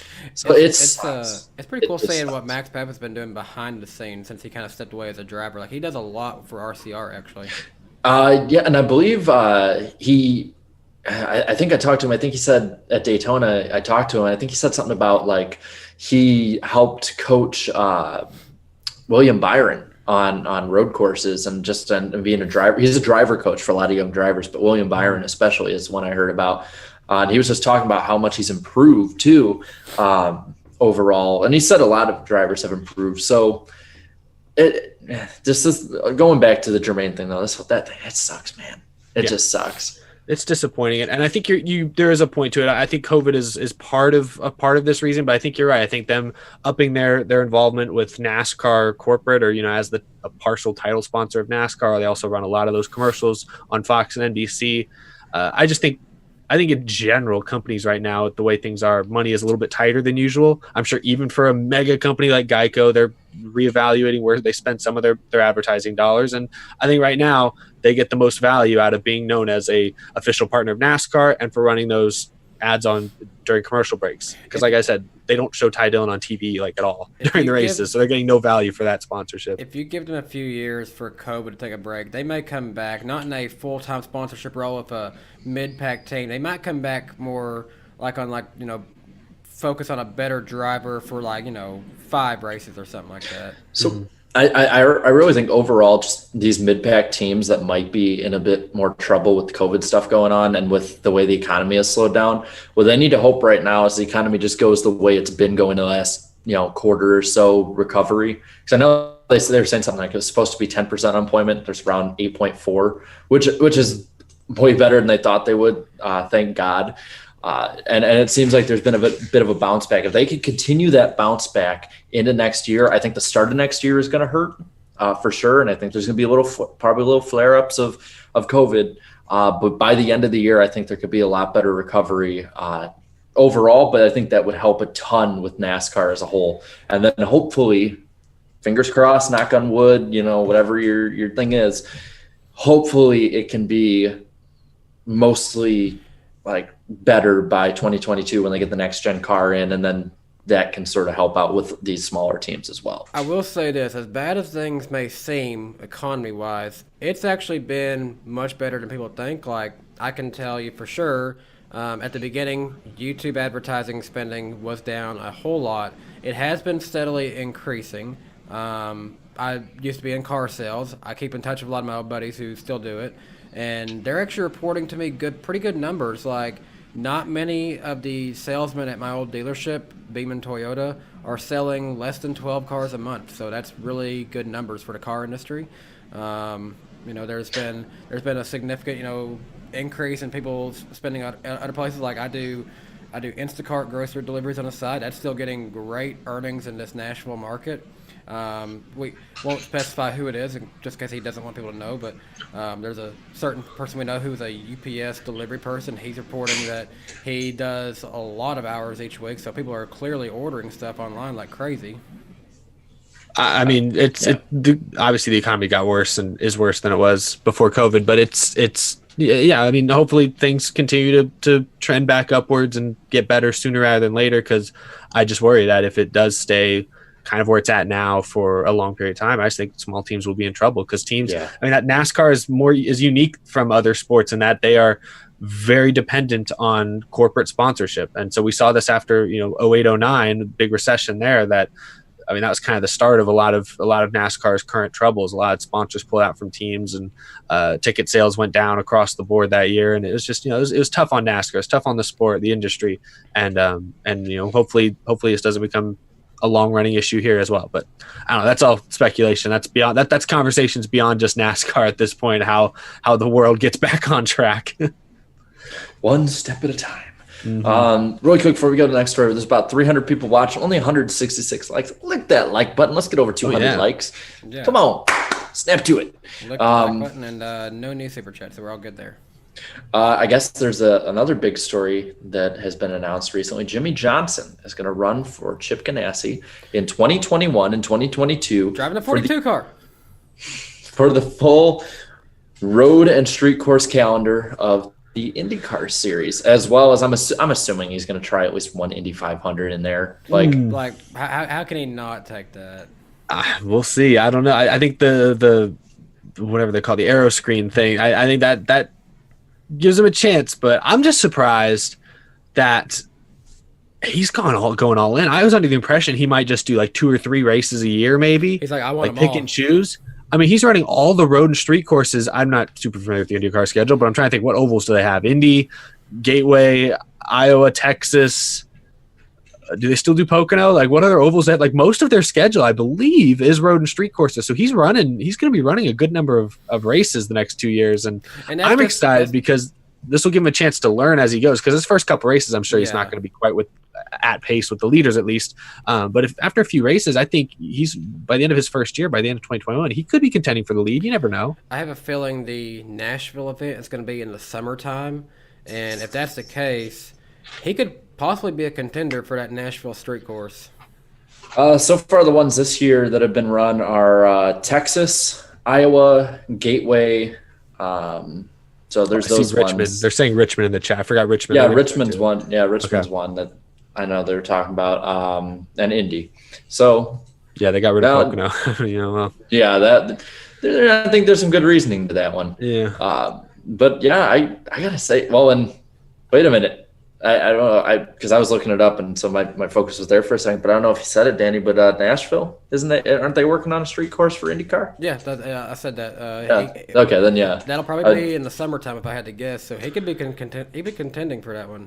Mm-hmm. And I don't expect him to go in there and just immediately kick ass right away. I think he's going to have a pretty steep learning curve. But from what it sounded like, he wasn't too bad at his test. He wasn't setting any records by any means, but this will be interesting because we haven't really seen this as much in the last few years of NASCAR guys trying to go into IndyCar after they've had their NASCAR fix. We've seen IndyCar people get their fix and want to go try NASCAR, like Montoya, Franchitti, and Patrick. No, I don't think a lot of people have been saying this is the big thing that's going to push IndyCar over the edge and compete with NASCAR, and I'm like, I don't really think so. For the most part, I think that Jimmy Johnson is a star in NASCAR and among racing fans. I think that will be a draw. but I don't think that's going to be as much of a draw as a lot of people are saying to the overall culture. When you look at a majority of fans that are like either casual fans or not racing fans at all and are just fans of other sports, a lot of them don't know who Jimmy Johnson is. A lot of them actually probably know who guys like Kyle Busch are more. Or when you ask them what drivers do you know, they'll be like, is Jeff Gordon still racing? Mm-hmm. Is Dale Jr. still around? Or they're like, I knew who Rusty Wallace was, or Dale Earnhardt. But like a lot of people don't know who Jimmy Johnson is, even though he's so good. I think that a lot of people, like NASCAR fans, I think we're in a bit of a bubble with that because we're like, Jimmy Johnson, he's the man. He's the biggest like star that we have from the old guard, that's left. But I think it is going to be something amongst the motorsports community that's going to be heavily, heavily watched this coming year, or next 2 years, I should say. And so I'm excited. I'll watch. Here's a question I have for you guys. With an IndyCar adding Jimmy Johnson, will that do better ratings-wise than SRX and everything that they have? That's tough because SRX is going to be on the main CBS, but at the same time, a brand new racing series. Again, it'll bring in racing fans from all over the world and different fans of racing. But I honestly don't think if SRX hits 1 million viewers, I think that should be considered a success in their first race. Unless they have an awesome marketing plan, I don't think you should expect them to just set the world on fire. So, I mean, it may be similar, but I don't know, man. I don't know. That's a bit of a tough one. I would bet on IndyCar because it's established. People know IndyCar exists. I think the first year that sucks. But to your point, I think you're right. You're definitely right. Jimmy Johnson is not really a household name in just to the average general public. Among race fans, he's obviously highly respected and very, very, very well known. So I do think this is going to do wonders for IndyCar's ratings. I do think, they're going to convert's the right word, but they're going to draw a lot of NASCAR viewers because, I mean, NASCAR still, even on a bad weekend, draws in 2 million viewers. IndyCar, for most of their races, are in the several 100,000 range. I think they're going to see a significant jump. I'm not talking about like a twice as many viewers as usual, but they'll see 10, 20, 30% bump for some races, I think, with Jimmy Johnson in the field. It's not going to like catch them up to the Cup Series or anything like that. It's not going to necessarily be on the front page of, the CNN or something. It's not going to be the top story like of national news. Jimmy Johnson is racing IndyCar or anything like that, but it's going to boost IndyCar. I think this is a bigger deal, obviously, for IndyCar than it is for NASCAR, but I think it works out for NASCAR as well because there's a lot of Jimmy Johnson fans who are mainly NASCAR fans who are probably, they're kind of bummed that he's not going to be racing NASCAR anymore after this year. They're probably not going to pay as close of attention to NASCAR, but if Jimmy's still racing, even though it's not NASCAR, if his fans are still watching motorsports next year, I think that hopefully will keep a lot of them interested just in motorsports in general. They might watch more IndyCar than usual, but if they're still watching IndyCar, they're still in the racing community and in that kind of that world, I think there'll still a higher percentage of them will remain at least somewhat interested in NASCAR. So I just think back to like from 2017 to 2018 when Dale Jr. retired, the drop in ratings for NASCAR between those 2 years was very significant. And I don't think we're going to see anything like that quite for Jimmy Johnson retiring. I think for some races, especially, we might see a small drop next year, but I don't think it's going to be too substantial. But the way I see this is just a win for IndyCar. I think it's great that both NASCAR and IndyCar are kind of playing nicer together more recently than they had in the past, like with the Indy doubleheader earlier this summer and things like that. I think that's good for both sports and good for just if you're an American racing fan. I think that's just good in general. So I'm excited to see what Jimmy Johnson can do. Like I said earlier, I think give him a few races and he's in top equipment and he's working with Scott Dixon as a teammate. He's going to figure things out, I think, fairly quickly. Don't know that he wins a race, but I think he runs. I think you don't be surprised if he contends here and there for wins in his first year. I think that like popularity wise, he'll move the needle a bit, but I don't expect anything to the degree of like what Dale Jr. did for NASCAR or what Danica does, or did for IndyCar, but he'll move the needle a bit. But I think racing fans are blowing it a bit overboard just because it is huge. It's not very often that somebody who dominated one form of racing goes over to another one. I mean, the last one I can really think of, at least coming over to NASCAR, that like this amazing generational talent would be Montoya. He came from Formula One, I guess, straight to NASCAR. Another thing you can talk about is Dale Earnhardt going into doing some sports car races later in his career. Yeah, that's definitely one too. I like that drivers seem to be getting back to going, like you were saying earlier, like going to different forms of racing and just being all around drivers. I think nowadays, like I think stuff is just getting a little more lenient. So I like it. I'd be down to try stuff out. I've been wanting to try watching more IndyCar, and I just never get to it. So might as well give it a shot. I'll be honest, the Rolex 24 at Daytona, I was probably paying attention to it a little bit more this year just because of Kyle Busch in there. Same here. Yeah, I definitely followed that story close and kind of by default followed everything a little closer. You're probably right. Irvin Alvarado, the Motorsports Weekly podcast coming soon. Yeah, but let's see. I don't see any other stories, so I guess we can go to picks and then maybe have some other fun stuff lined up. We invited some people to your birthday party this week, Danny, or this year. Lovely. Yeah. Real quick, I will say appreciate the $4.99 coming in from Stream Cheese. Hey Danny, happy birthday. What do you guys think of Spire in their future, seeing how they have the 95 charter for next year and they will run 2 cars? I think it's just great. They got 2 cars. I don't see it doing too much for them.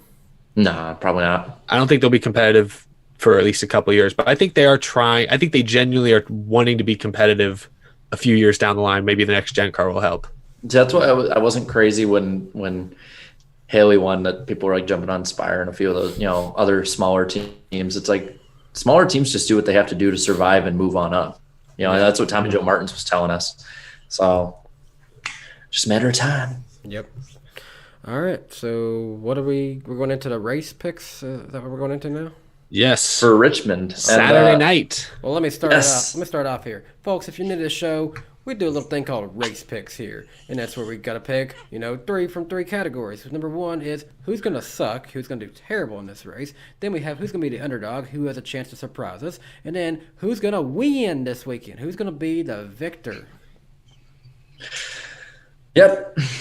And you got it covered. And really quick, I'll ask the chat. Y'all just put in when we go on each topic, and I'll get your consensus on it. So that's something new I want to try out for this year, or for this playoffs. So who wants to start off? Who's going to suck? I didn't do any research for this, but I also think research is pointless for this one. This is the first race at Richmond this year. No practice, no qualifying. I think all bets are off.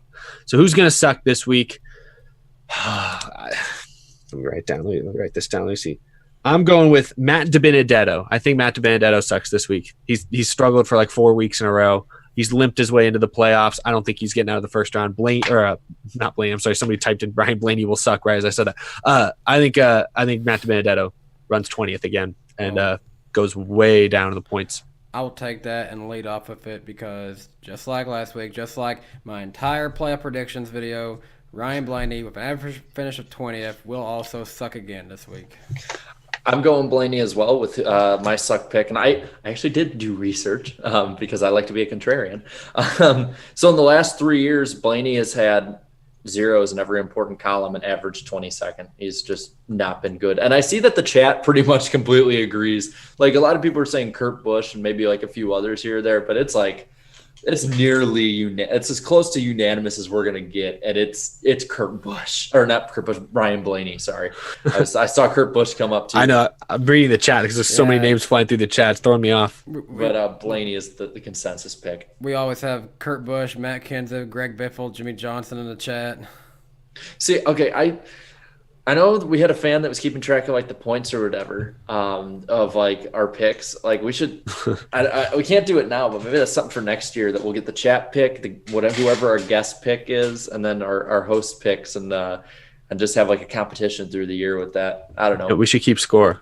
Yeah. Anything that puts us at each other's necks and makes us competitive, I think is great. Well, hey, I'm riding on this Alex Bowman thing you've had until this round is over, so. Oh yeah. I had Bowman getting out this round. He impressed me at Darlington. I didn't think he'd run that well at Darlington. He ran 20th there last time we raced there in May. I didn't expect the top 6 or whatever he finished. Give him that. So who's next? Underdog picks? I'd say it is.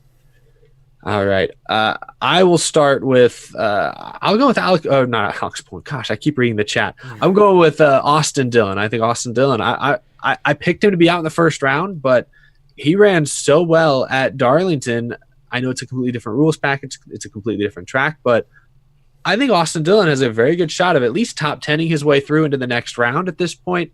And I'll ride with them. I'll ride. He said before these playoffs, I went back and saw a quote from him. He feels like a lot of people are counting them out, but these, according to him, or at least, are the best cars he's ever driven since he's gotten into the Cup Series.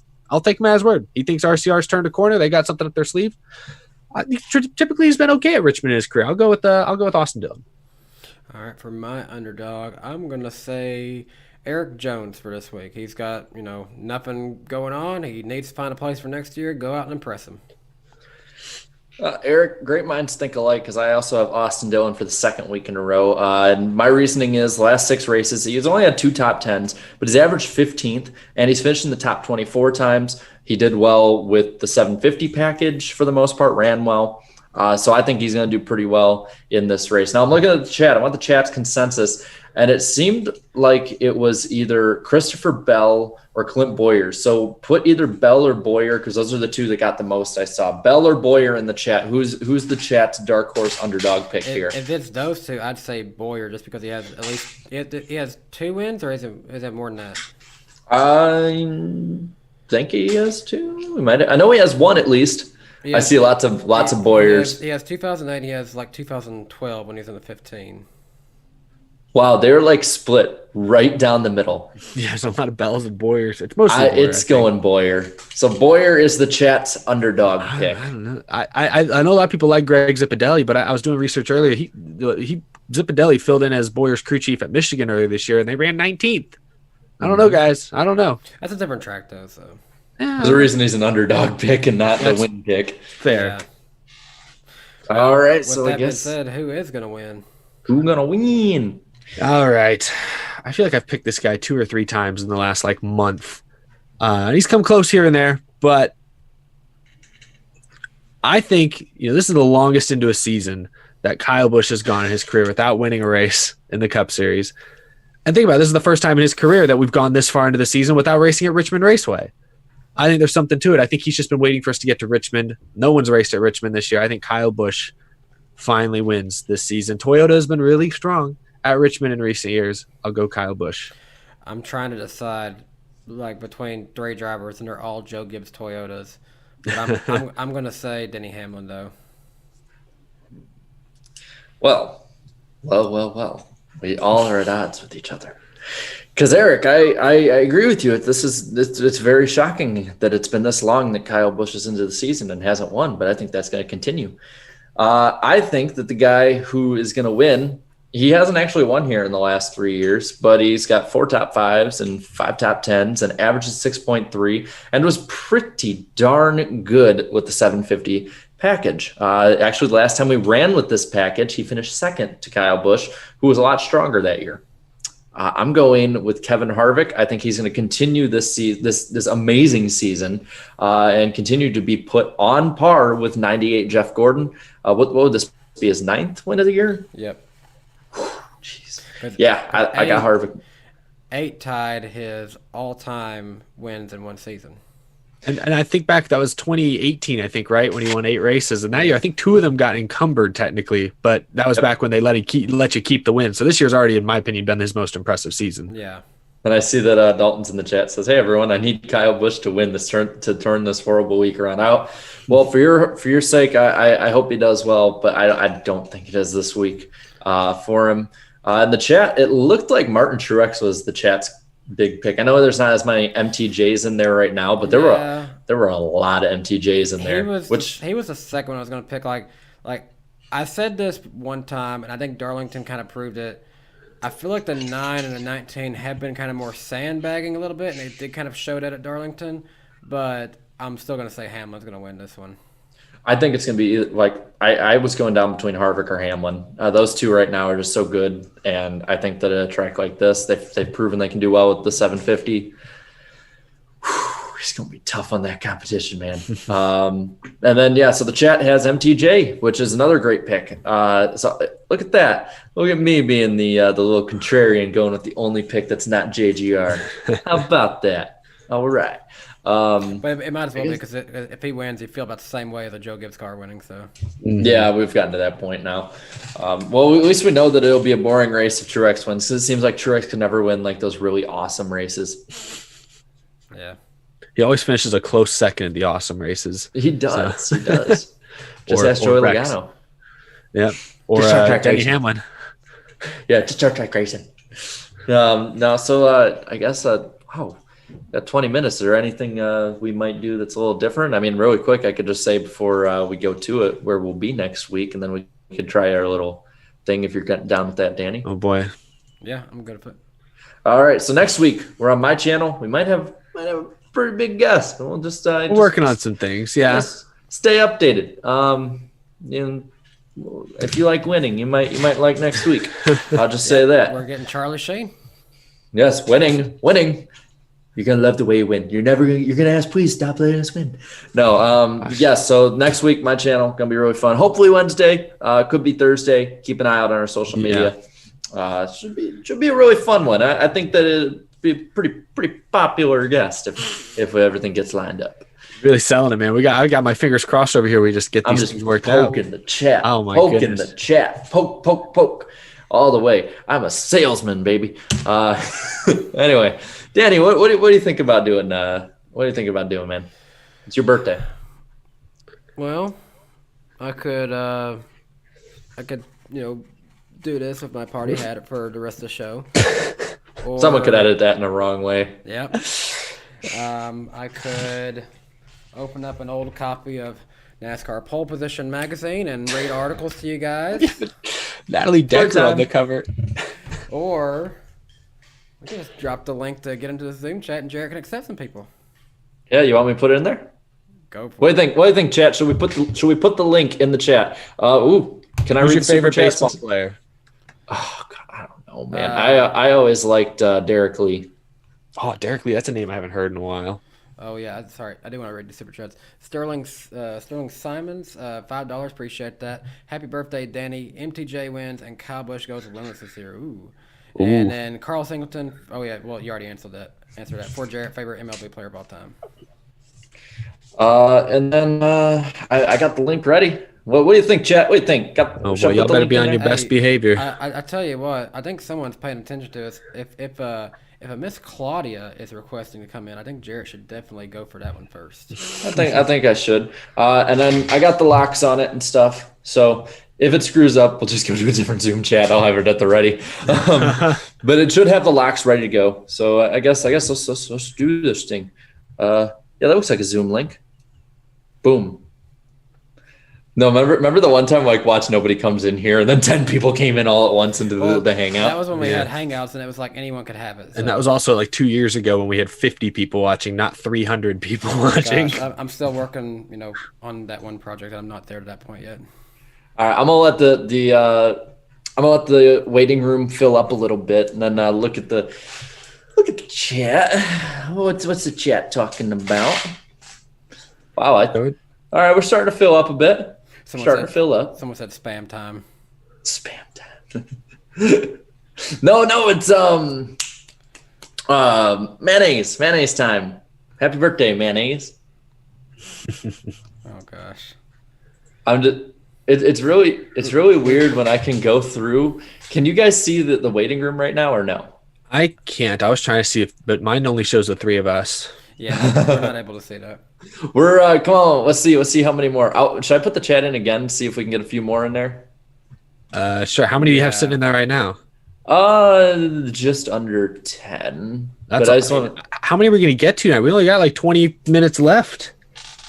Okay, wait, we're way over. A bunch of people just jumped in. Okay. Oh my god. Never mind. Okay, let me get back onto this thing. What do you think?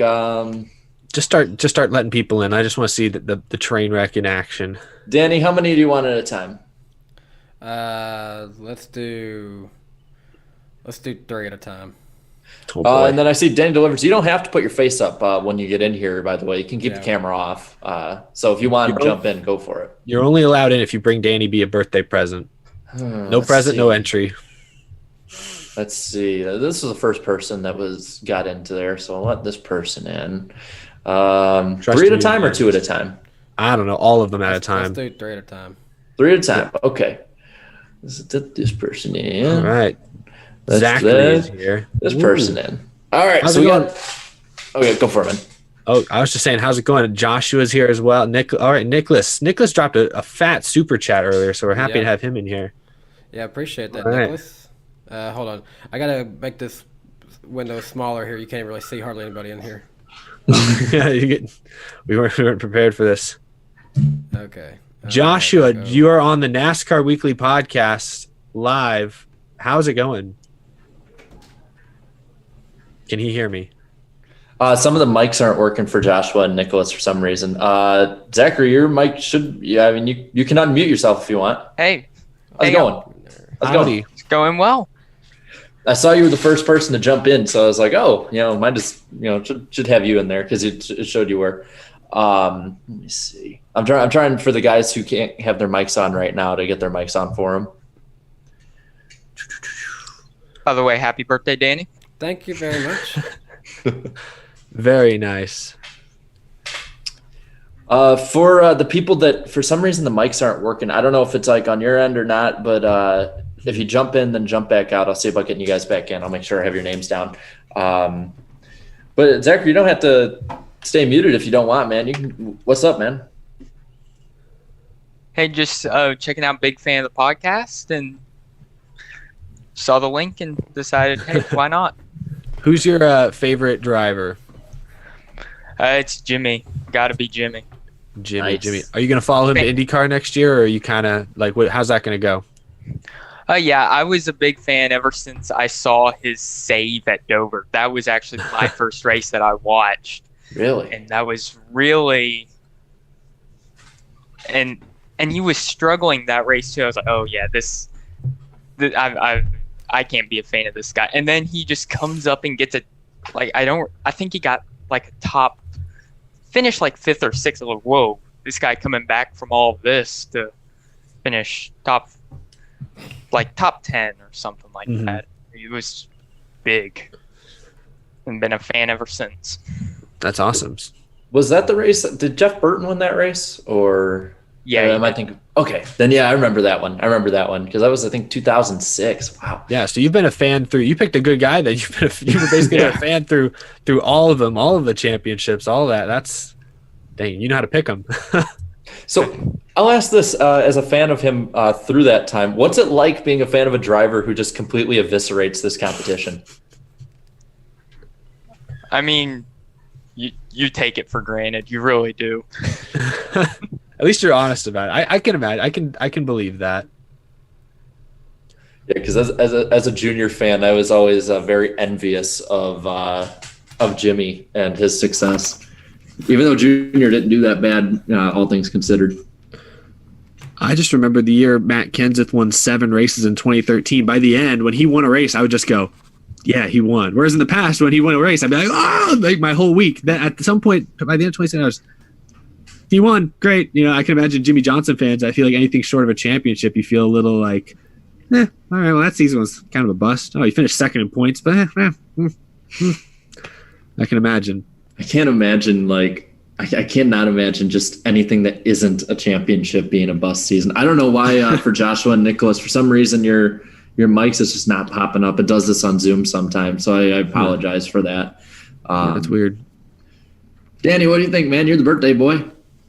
Oh, we have another guest I've been here. trying to get all the audio set up over here because we have another guest over here with us. Yeah, finally he lets me on. Hey, Claudia. Hello. I mean, it's my birthday. Might as well have my wife in here. Of course. 25. Did she not get a hat?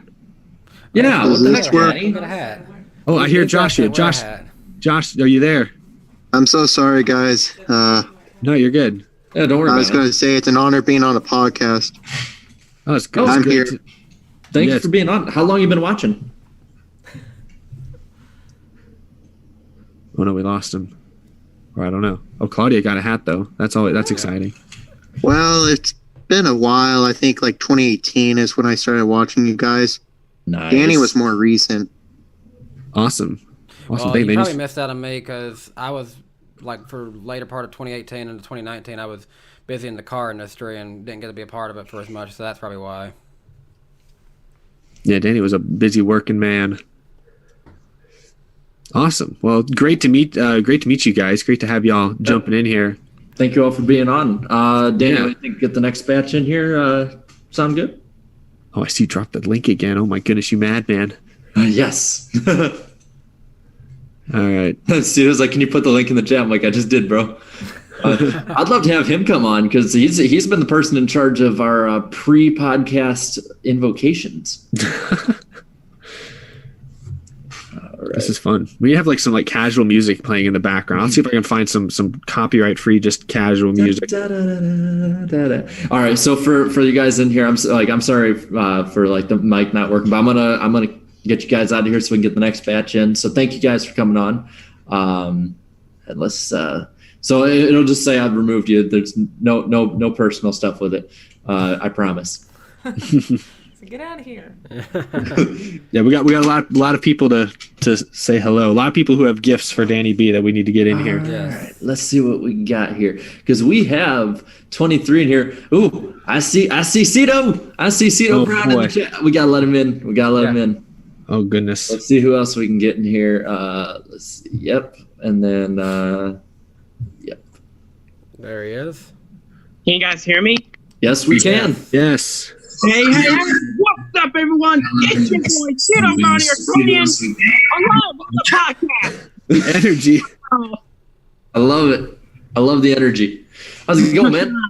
You guys can finally see me in person or my face. Yeah, is this your face reveal? Yep. Oh wow. And Cody, how's it going, dude? It's going great. How you guys doing? Yeah, Cody, Pretty how you good. gonna follow Cito there? Yeah, we got to get that energy. Oh, man. Is the chat going berserk right now? Yes, they are. They are. Wait, Oh my goodness. I gotta ask Cody, you got like a giant cloud behind you? What's going on there? Oh yeah, my dad made that for me, man. Whoa. That is cool. LED lights, and Whoa. got a remote here. Can change the color. That's crazy. How many What the colors you heck? got? I got my green doesn't work for some reason, but it turns it off. But I got blue, red, and that's really all I use, honestly. All right, Wow. nice. Dang, that's cool though. Thanks. Awesome. So yeah, I'll let you go, Jarrett. No, go ahead. I just like ask people who their favorite driver is, but I want to ask you guys, what have you guys been to NASCAR races before in person? Yes, sir. All right, what was y'all's first race that y'all remember going to? The first race that I ever went to was the 2011 Fall Dover race, and that's the only race that I've ever been to. Oh god. Dang. All right, well, that's awesome. Cody, what about you? My first race was, I remember when I was little, the 2007 Brickyard 400, because I'm from Indiana. I was at that race. I went, really? Yeah, I was. I was like, Oh, 10. man. Oh, my gosh. And then last year, I went to the 2019 Brickyard 400. I ended up getting, like for my school, I ended up getting these media credentials.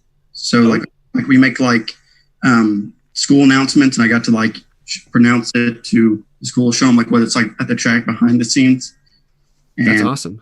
yeah, it was crazy because I was like, all I had on my pass was Northview High School, and like you see all these guys like NBC, and I'm like, Yeah, yeah.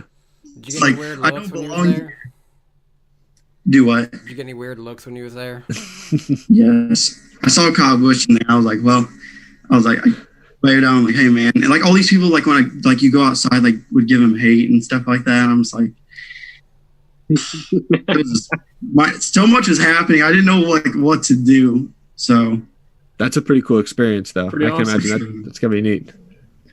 So I always like asking this. How long have you guys been watching the show? What, the NASCAR Weekly podcast? Yes, sir. I always like asking it, even if it's a formality. I have to ask it. Well, the first time I turned into the NASCAR Weekly podcast was way back in 2018 when you guys like first started. Wow. Like I remember the first time I turned into the NASCAR Weekly podcast was like the podcast after the Bristol not the All-Star race, the Bristol night race when Kurt Busch won. And that was the first time I ever tuned into you guys. And since then, Hey. I've never stopped. Like you guys have been just killing it. Got to be honest with you. I think that was appreciate the it. week that we actually planned the Bristol meetup. I think we planned that like a year in Oh, advance. yeah. Mm-hmm. Yeah, that's right. I remember that I week was at vividly. that race and I was telling everyone like, "Oh, you all need to come to this." Mhm. I did. Yeah, that was What fun. about you, Cody? I've been watching probably for about the same amount of time since about early 2018. So I tune in every week, and big fan of Eric's. I watch all of the Out of the Grooves. It keeps me up to date. It's what inspires me to. I go to college. I'm going for media and stuff like that. You guys have really wanted me to go and stay on the motorsports side. So big thanks to you guys.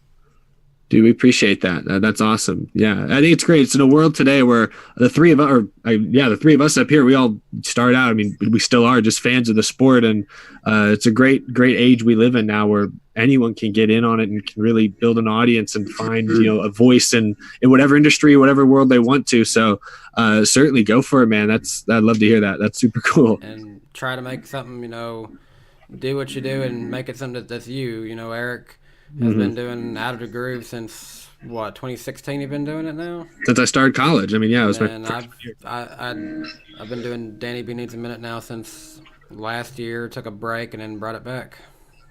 Real quick, I guess before we go to the next round of them, I guess it's a two-part here. Favorite guest we've had on, guest you want on.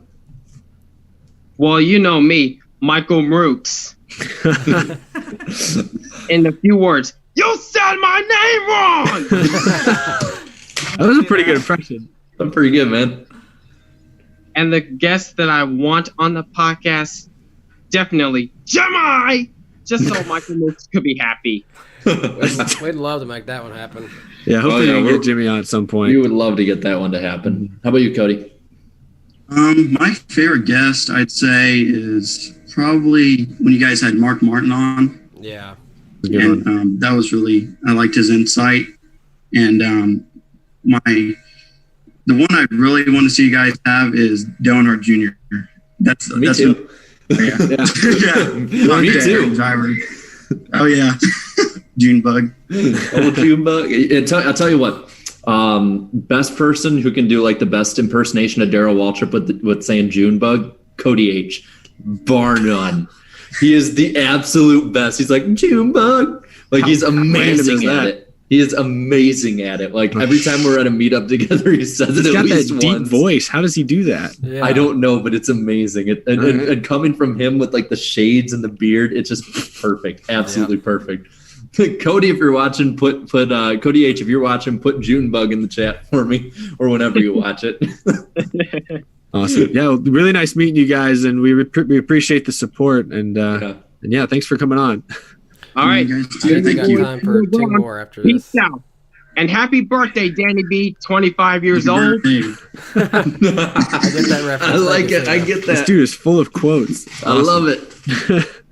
All right. Peace out, y'all. Later, guys. See you guys. Thanks for being on. All right. So, do you have two more or three? Let's just load them up. I don't know. Now, I probably know more than like three.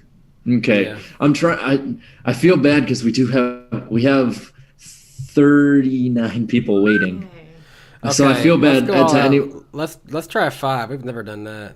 Oh gosh. Okay. That's so much done with that one time that it was. Oh, that was like 10 people. Oh god. It's your birthday, Danny. It's your funeral. Hey, if it's the last one, we'll go with 5. All right, let's do it. All right, 1. This guy looks like Christopher Bell. Yeah, I see it. 2, 3. Kind of. Bring in all 39. Why not? Or a few people have gotten out, and then one. Awesome. Let's see. One more. Let's see what else. One more. Right. Let's see. This guy's. We'll give one guy a repeat appearance here if y'all are down. I can't see the list, so just bring them all in. All right. So we got. All right. So if anyone wants to start off, let me make sure that everyone's mics are working. I got mine working. Jacob, Brandon, Chris, Random Stuff Network, and I missed one here. Oh, and D-Dog Dan is in here. Awesome. Welcome to the show. We are live. All right. So to do this fair, we're gonna with 5 people here. the order in terms of who I think should answer is the way it is lined up on here. We have Brandon Mueller, D-Dog Dan, Chris St. John, Random Stuff Network, and Jacob Morgan. So I would answer in that order right there. Oh boy! Don't step out of line, or you're out of here. It's no. like our policy. We've been asking this to everyone who's come in. Like, you know, we've been asking people, you know, how long have you been watching? But I want to know, what do you like about us that you keep watching us? Oh boy! Just feed our ego here. Just well, no, I'm genuinely curious. Like, I'm a pretty boring person. Like, why are you guys watching this right now? That's the real question. Oh, can I go first? Yeah, we'll start with you, Jacob. What's up? Okay. I'm not exactly sure why I keep watching you guys, but I do. I love you guys, though. I started watching you all back in 2018, shortly after the podcast was started. I've been a long-time viewer, by the way, just to mention. Mm-hmm. So I guess, I don't know. I love all the personalities that are on and how they gel with each other, and just the discussions and the funny moments that you guys had over the years. I mean, and of course the conversations talking about NASCAR and stuff. It's there's nothing better than that, really. Yeah. So who's your favorite guest that I want to ask, because I want to ask everyone just that comes in here, just get as many people's opinions as possible. Favorite guests we've had on, and the person you want on most. Oh, okay, yeah, I had it on. I heard you guys talking about that earlier. But as far as that is concerned, I'm going to go with favorite guest. Favorite guest that we've had on. I'm going to say Mark Martin.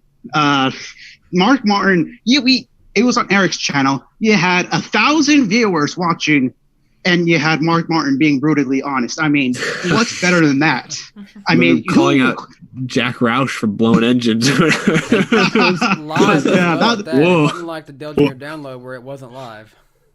Oh yeah, that was great. That was great. That was really the peak of NASCAR YouTube was kind of getting there, and when that episode of the podcast came up, it was really when NASCAR YouTube hit its peak. As I said, that was fantastic. I hope we get him on again. But speaking of guests getting on, there's one person who I want to say that I didn't get to say when I was on earlier in the year.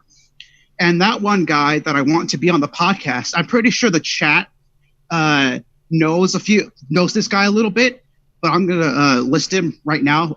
His name is Brian LaFleur Jr., otherly known as Original Big Bri. Oh, I know him. Yeah.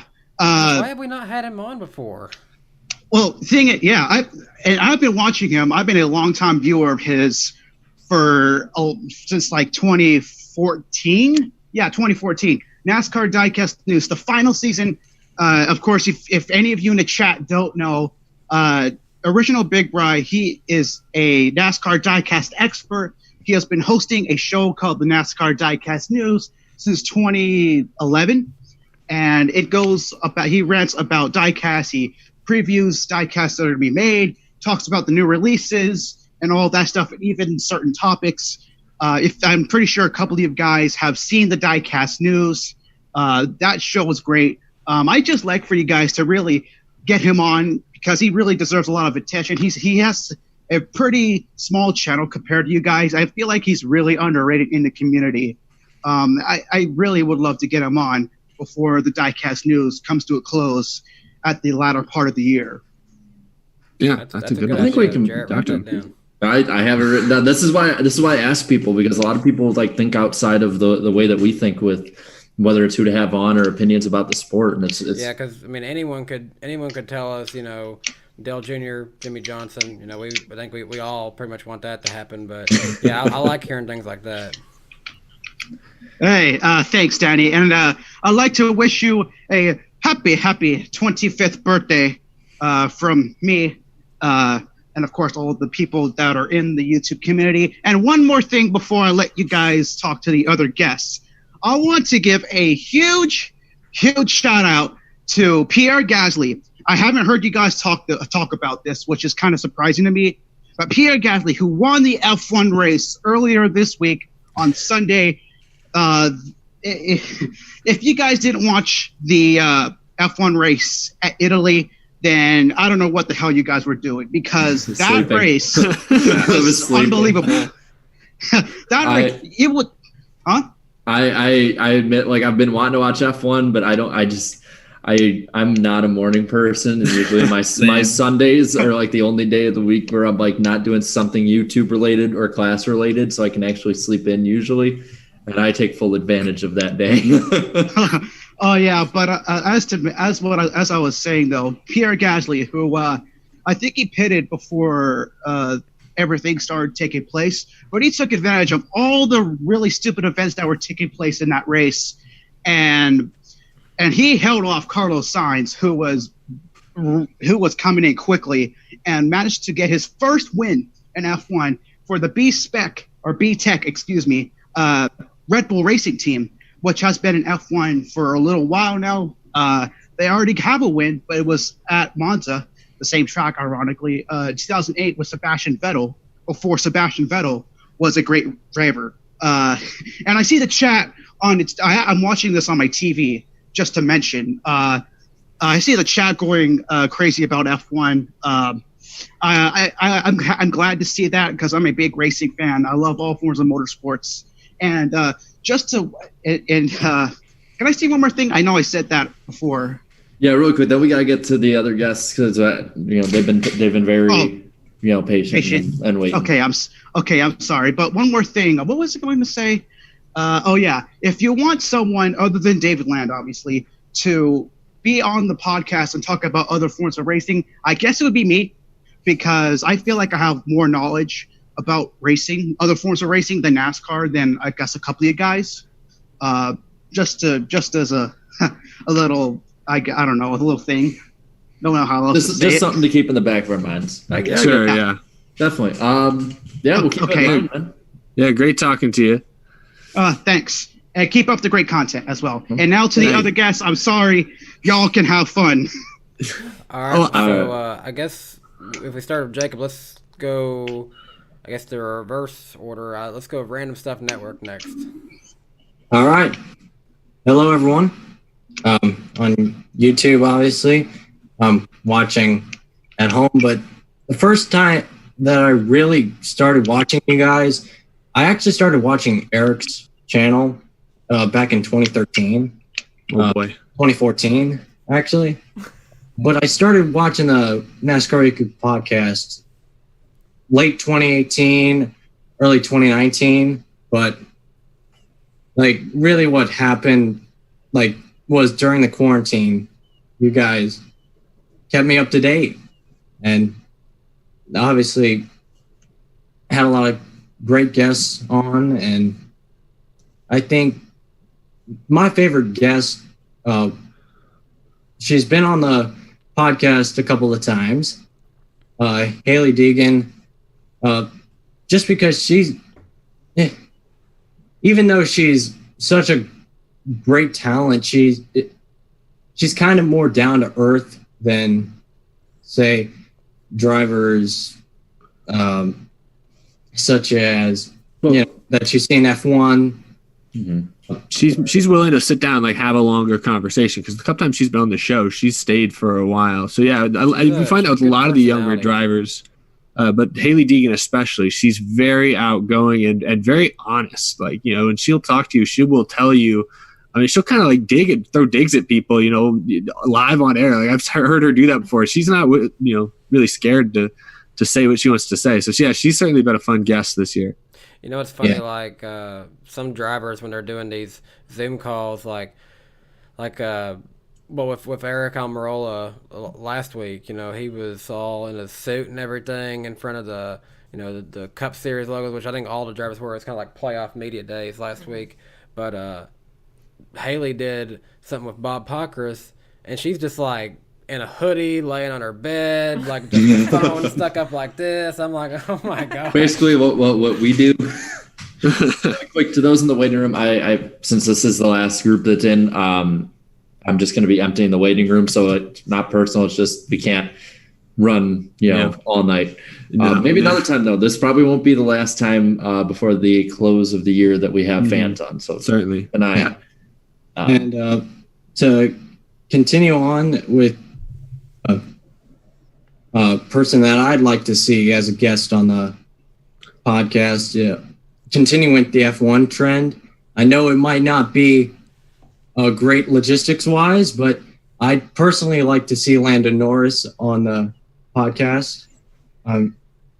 Just is someone who's really connected with the fans in F1, and I think we need more drivers like him in NASCAR to connect with the fans and really build character. Definitely. I think that'd be a great choice if we can ever figure out a way to get in contact with a Formula One driver, but certainly keep our goals lofty. But we appreciate you being here, Random Stuff Network. Thanks for the support, and thanks for joining us here for our little live fan stream. Yeah, thanks for being here. So Thank let's you. go with Mr. Chris St. John now. What were we talking about? Were we still asking about when they first saw the show? Because I want to ask some of you guys. I want to mix the questions up a little bit, Chris. I mean, you're welcome to talk about the show. You're welcome to blow smoke up our ass for hours on end. It's perfectly fine. But I want to ask. I want to ask what we asked some of those other people. Have you been to a NASCAR race before in person? The first one I was to was, I want to say 2015 Matt Kenseth one, or was it 2013? Wait, which race was it? Michigan, Matt Kenseth one. 15. It would have been 15. 15, yeah, because it was in the 20. Yeah. That was the only one at Michigan that wasn't either rain shortened or postponed, because I saw Boyer win in 18, and then last year I was supposed to be at the June one, and then I went to Eldora last year too. So that's one I want to cross off next year if I can. Yeah, that's cool. That one, it was fun. I sat in turn 2 in the hill and just got absolutely blasted by dirt, and it felt amazing. Did you wear goggles there? Because I know a lot. Like the first time I went to a dirt race, like I'm like, why is everyone wearing goggles? And then like the first person goes by, and I'm like, I understand. I didn't get one of those new COVID visors they have for that. I ended up just having my glasses, and I tucked my shirt up underneath my glasses. So that was interesting. Wow. Yeah, I'd love to get to Eldora at some point and see that in person. That's awesome. Yeah, it's definitely one of the more interesting tracks I've been to. So who was like? Because I just like getting this from different people. Who was your favorite guest, and who do you want us to get on? One guest that I'd want to see on. I mean, I'm a huge Casey Kane fan, so that is definitely what would be my go-to, because I grew up a giant fan of him. So definitely one of my favorites. But like if it's a current driver, Ryan Blaney and Chase are like my top 2 guys right now, because you're all set. I became a huge Chase fan from his dad and Casey both driving the 9. 40 on 10. Please. Oh, I think he's getting gas. That's fine. Yeah, lost him, but yeah, no, that'd be awesome to get Casey Kane on the show, because he still races dirt like periodically. I don't think he's full time though. And I like that he brought Casey Kane up. I like that you brought Casey Kane up, because I think Bob Levine said this week that had he raced in the 2019, he was going to be the driver when they went to Toyota, which I found really interesting. My printer turned off. Interesting. Yeah, I read that. Here we go. Sorry, I'm at work and was kind of catching at the wrong time. Oh boy! But I've been Casey Kane. Yeah, I read that article too, and then I saw Jarrett's video not too long ago, and I was like, ooh, this one really intrigues. I think I watched it like 1 minute after it came out. Like I saw it pop up. I was like, all right, I need to watch this. Yes. Thank you. Notification Squad. Thank you, man. I'd say I've probably been watching you the longest. I want to say since early to mid 2018, and then Eric not too long after, and Danny. Happy birthday, Danny. Started watching you I'd say beginning of this year. That's weird. I've been talking to these guys. Like, I'm so far behind for some reason because I guess it's where I was too busy with car sales for a while. Like, it seems like everyone's like, it's like this is a multi-man show. But it's like, oh, people just now finding out about me. I love finding out though when people like jump on and stuff and like with different channels and who they started watching with, who got them into it. Like it's fun because it's like everyone of you guys in here and watching have like come from all different ways and pathways to get here. So really quick before we let you go, man, who was your favorite guest we've had on? Who was someone that you was like, I love this guest? Easily Mark Martin. Like, I started listening to his podcast after watching him on here, and I know someone else said that. That's cool. Earlier, because between you guys, his podcast, and then Junior's podcast, those three kind of like created me and a couple of my friends to end up making our own podcast. Oh, so nice. That's you guys are kind of like the front to get that to happen. You know, it's funny when we think about Mark Martin, all the stuff he said too, but a lot of people things that a big thing that people don't think about when we talk about having Martin on is that he was our first intermission. Because we were ready to move on to the show, but he wanted to keep talking with us. So we sat for 10 minutes letting like 1,000 people wait. Yeah, that was something else. That was so fun. We're definitely going to want to try and get him on again. Like that was once in a lifetime opportunity that we actually might not have. We might have more than once in a lifetime. I just hear like a little alarm going off. Oh, yeah. People are busy. They're living their lives right now. Okay. Yeah. Well, Chris, thank you for being on, man. Yeah, thanks for joining the link. Yeah, thank you, man. Thank you for accepting me onto it. That was it's actually pretty cool to be on here. Well, I'm happy that you. Did you have a good time? Oh yeah. Good. Great. We know that we messed up if someone comes on and doesn't have a good time. All right, man. Well, I'm gonna get you out of the call. So thanks for being on, man. And maybe we'll see you again on another one of these. Have fun at work. Oh, hopefully. I didn't know that feeling, man. I'm afraid we're gonna get someone like in trouble here. Well, we appreciate you guys. Camera at work, so. I don't know, but they're like, who are you talking to? You know, Jake from State Farm. No, like who's this guy talking? Guys, that it could get bad really quick. Well, we appreciate our last two guests here for being patient, Brandon and D-Dog Dan. I want to ask Brandon first. That room, is it as red as it looks on camera? Because that looks like a scary room you're sitting in. Well, yeah, it's actually painted to look like Tony Stewart's car. Oh. Well, you succeeded at the color from the store is actually called Victory Red. Wow. Victory Red. Nice. Yeah, Victory Red. And that's a very nice lamp you have on your shelf, Dan. I was just trying to find something to comment. Sorry. Well, I'm like, what lamp? I don't use it, but okay. To turn that on, do you have to stand on the bed? Yeah, that seems pretty high up. It's not even connected. It's just there. Oh. It's just for show. Yeah, it's just for show. This man is thinking next level from the rest of us. Well, we appreciate you guys being with us. I want to ask you guys the same thing I asked the other guys. Have you guys been to NASCAR races before? You have not, No. Dan? No, but you know what? If I get the chance, since I live in Texas, like close to the Dallas-Fort Worth area, I plan to go to Texas Motor Speedway. Yeah, awesome. Definitely.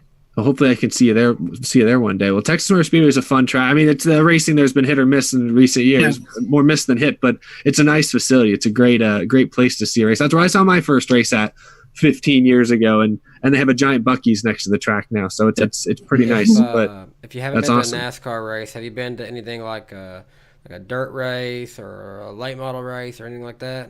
Local short track. Yeah, so you got. I just need to get more. Like, I just need to go outside in general. I think we're all suffering from that with the COVID. The COVID summer we've had. Yeah. Well, hopefully when things get back to normal. Yeah, because you got to get out to a racetrack because that changes your whole perception of everything. I mean, it's great that you're already a racing fan. You know, even having not been to a race, but man, you go to a race and it just feels different. I don't know. That's something else, but that's cool. Because I remember when just every time somebody around me went to a race for the first time, whether it was my mom, my dad, my brother, recently my girlfriend, I brought her to a race. It's like, it just changes your perspective so much. And it just, like I have never met someone who's went to a NASCAR race for the first time that didn't have a blast going and learn more about the sport. She got hooked on it when I took her, so. Didn't even know what was happening. Awesome. Yeah. Well, hopefully we get to see you at a race sometime soon. I know Jarrett's going to ask this, so I'll get ahead of him here. Like, when did you start watching the NASCAR Weekly podcast? Oh, I gotta say this. Probably like in the beginning. Like, Wow. wait, when did the podcast start? February 2018. Oh, so yeah, like close to the beginning. Like in the beginning, I probably just be hit or miss, just watch a few here and there. But then, like week after week, it just became a routine, pretty much. That's awesome. Well, yeah. Well, we appreciate you tuning in. I skipped over Brandon. I'm sorry, Brandon. You said you have been to a NASCAR race. What was the first NASCAR race you went to in person? Well, it was when I was really like, I wasn't even in kindergarten yet. I was like, oh wow, 4. But my first one is 2008 at Chicagoland Speedway. I was there. I know. Did you sit in the grandstands or did you go in the infield? Do you know? Like, my dad has season tickets, so yeah, we sit in the grandstands. okay. Where about do you sit? Like what side of the track? Like turn one or two? Kind of to the left of the Sweet Tower towards turn 1. Okay, yeah. So, yeah, when we're in the infield, we're over, we're over in like 3 and 4, but I venture over there a ton and stuff. Yeah, that's awesome. Like, so I gotta ask, since you're also a person who has been going to Chicagoland, then and has been there, what do you think about like all the stuff going around and all the like kind of almost, I guess, a good word to be is like uncertainty with the track at this point? Like where have you been on that one? Because I'm just sitting here like, man, they can do this, they can do that, I don't know. I mean, I don't know. I mean, I was kind of sad that they didn't have a race this year, but I mean, I went down there last month to just check out what they're doing down there. The only thing I really saw was there was the guy in a 4-wheel in turns 1 and 2 just working, but does he have a mustache by chance? I don't know what that has to do with anything. So I've talked to a bunch of them for a while. So like I'm like, oh, I know that one, or oh, I don't know that one. But it's like, just be like, sir, do you have a mustache? Turn around. Okay, thank you. Very nice, sir. Very, very well trimmed. He didn't see us. He didn't seem to care. You seem to care. How's it looking around there for the most part? Nothing really much, or. I mean, nothing's really changed from last year. I mean, one of the billboards is, one of the Miller Lite billboard. Wait, what did it say? I don't remember. But one of the Miller Lite billboards says Miller Lite on the other side, and it's like grayed out on the other side. That's the only thing I've seen that's changed, but nothing else really. So you were there in 2019, right? Yeah. Okay, so how was it in the grandstands when that storm came through? Because I like to I was down when I was down the infield. We were just shaking the whole time in there. I bet. Well, the thing is, I'm really very, very afraid of storms, and I saw a lightning strike like at lap 2, and I was like, okay, let's go down. Let's just go take cover. And when the wind hit, I was freaking out. Yeah. So okay, I don't like being outside during, especially not in like grandstands. I wouldn't want to be there. Yeah. I keep asking this, but I love hearing everybody's reaction, even if it's the same person as people have said before. So, favorite guest we've had on, and who you want on? Well, I mean, I liked having. Oh, go ahead. Oh no, you can go. You can go. Oh, thanks. Well, I guess Mark Martin. I guess he's a popular one. Basically, I like it when anytime there's a current Cup driver on. Like we had Alex Bowman and William Byron on recently. Yeah. Well, that's good because I can't confirm anyone now, but that's what we're working on. Yeah, more than likely, you have not seen the last of current Cup drivers on the show this year. Mm-hmm. Okay. But who do you want? Who do you like really like? Oh, that guy, I want that person on so bad. Like, who you got? I honestly don't know. I guess just any current Cup drivers. Let's keep going down the list, just checking them, crossing them off as we go. Yep. That works. That works. What about you, Dan? Who is your favorite guest we've had on the show so far? Well, no surprise, Mark Martin. Yeah. All right. He was clearly a consensus on this one. Oh yeah. I mean, it was a milestone for y'all because he's very high profile, a very high profile driver. We all went crazy when y'all announced it, no doubt about it. It was a very good show. I loved it, and obviously I loved the intermission because it was obviously y'all obviously talked a lot during that. I wonder what y'all talked. I mean, I don't remember what he said. I thought he said so much before the show, of NASCAR, during the show, after the. I don't know what all he said. Honestly, it wasn't too much like that. It's not too much that he didn't say on there. A lot of it was just appreciation for having him on, which we're like, dude, you're Mark Martin. Like, we appreciate having you on. That's the other way around here. But like, I can just say straight up from the intermission, from before the show, during the show, like he is more humble to talk. Like talking to him, he is more humble than he shows on TV, and he shows how humble he is. Like he's a genuinely good person. I feel like that show, if we didn't set it up for the intermission to get him off the show, there's a good chance he might have been picking who's gonna suck in that show. You know what? I'd say you know what? Season 4, we should get an episode where Mark Martin's on with us the whole time. If you're down with it, I'm down with it. But do you think that's a good one? Good idea? If he's up for it, then yes. I want to hear who Mark Martin thinks is going to suck on a particular week. Oh, I'd love to get him on before Daytona. Mark, who's going to suck in the biggest race of the year? I'd love to hear him just dig into the Roush Fenway cars. He'll say Logano.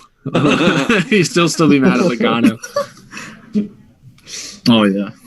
So who do you want on? Oh, I mean, obviously due to recent events and all that's been going on, I'd probably like to see Noah Sweet, lefty. Okay.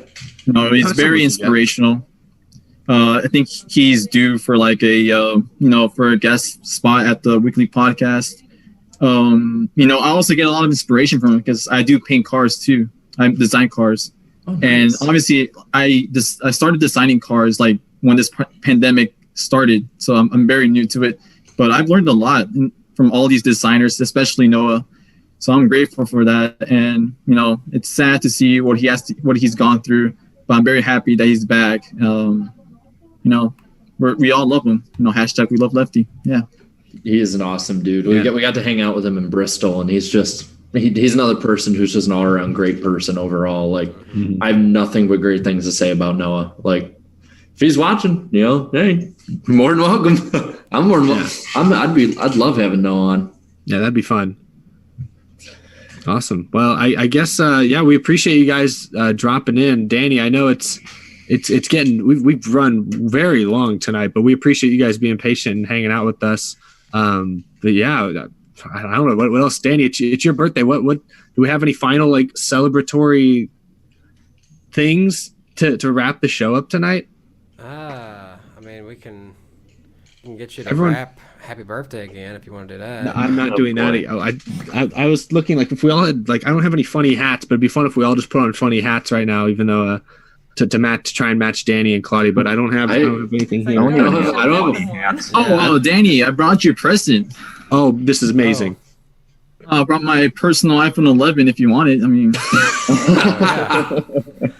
if you want it, I guess come and get it. I'm not going to give you anything, Danny, but I don't have any unique hat. But I mean, there is a shark jaw in this garage right about a foot away from me. You put that on your head? It's going to be hard for anyone in this Zoom call to beat her because her and her family somehow got me Alex Bowman door. So that's awesome. He just oh god, is that hand sanitizer? What the heck? I'll do the same. Controller. There you go. This is amazing. Oh my gosh! All right, happy birthday, Danny. Balance. I cannot move my head, or we are done for. Oh yeah, That's a car up tomorrow too. You better be careful with that. Yeah, Oh, the yeah. spoiler's about to pop Keeps right off if this thing falls. Keeps falling off. Oh no! Oh, that was close. how much why I did it didn't cost get you? Yeah. Don't break the wing off. Yeah, That was a wings close will one. break I off, was and, saying, guilty of and, doing that. and the splitters they'll break off easily. That's why I didn't get anything that was like breakable. All right, awesome. Well, thanks for being on, guys. Thank you. No problem. And yeah, we'll talk to y'all again soon. Thanks for the support. Yeah, thank you guys so much. No problem. All right, I'm gonna get you guys out, and then I guess I could blow on the Dale call after Danny does super chats here. Yeah, real quick, let's wrap up. I see Caleb Gwaltney comes in at $1.99. Eric has plenty of funny hats, Kens of hats. And then, I did. Then we have another $4.99 from Caleb Gwaltney. Appreciate that. First time donating to you guys. Happy birthday, Danny B. Love everyone's videos involved in the call. Appreciate that very much. Thank you. C. Costain, $5. Appreciate that. Happy birthday, Danny B. This bud's for you. Danny B drinks, baby. And then a little winky face. $1.99 coming in from Flying Gator. Appreciate that. Happy birthday, Danny. Tell the cat I said hello. Hello, Shugs, wherever you're at. Seems like I'm sitting here the whole time because I need to leave the area when I blow the Dale call. I don't feel afraid to say this one. Everyone in sports, like YouTube, at least knows who this guy is a little bit. Carl Singleton gets $5. What NASCAR driver could y'all see EDP being a fan of? Ooh, that's a toughie. Kyle Busch. Kyle Busch all the way. I could see it. I could totally see it, man. Yeah. Oh, and if anyone didn't see my shirt already, don't know it. All right. Well, Firm handshake. speaking of that guy on your shirt, I think you got something to do for us here. Yeah, I'm gonna try and get like further away, so the mic last time. I'll take this off this time and try it. You didn't break the mic. Yay! Woo! Happy birthday, Dan.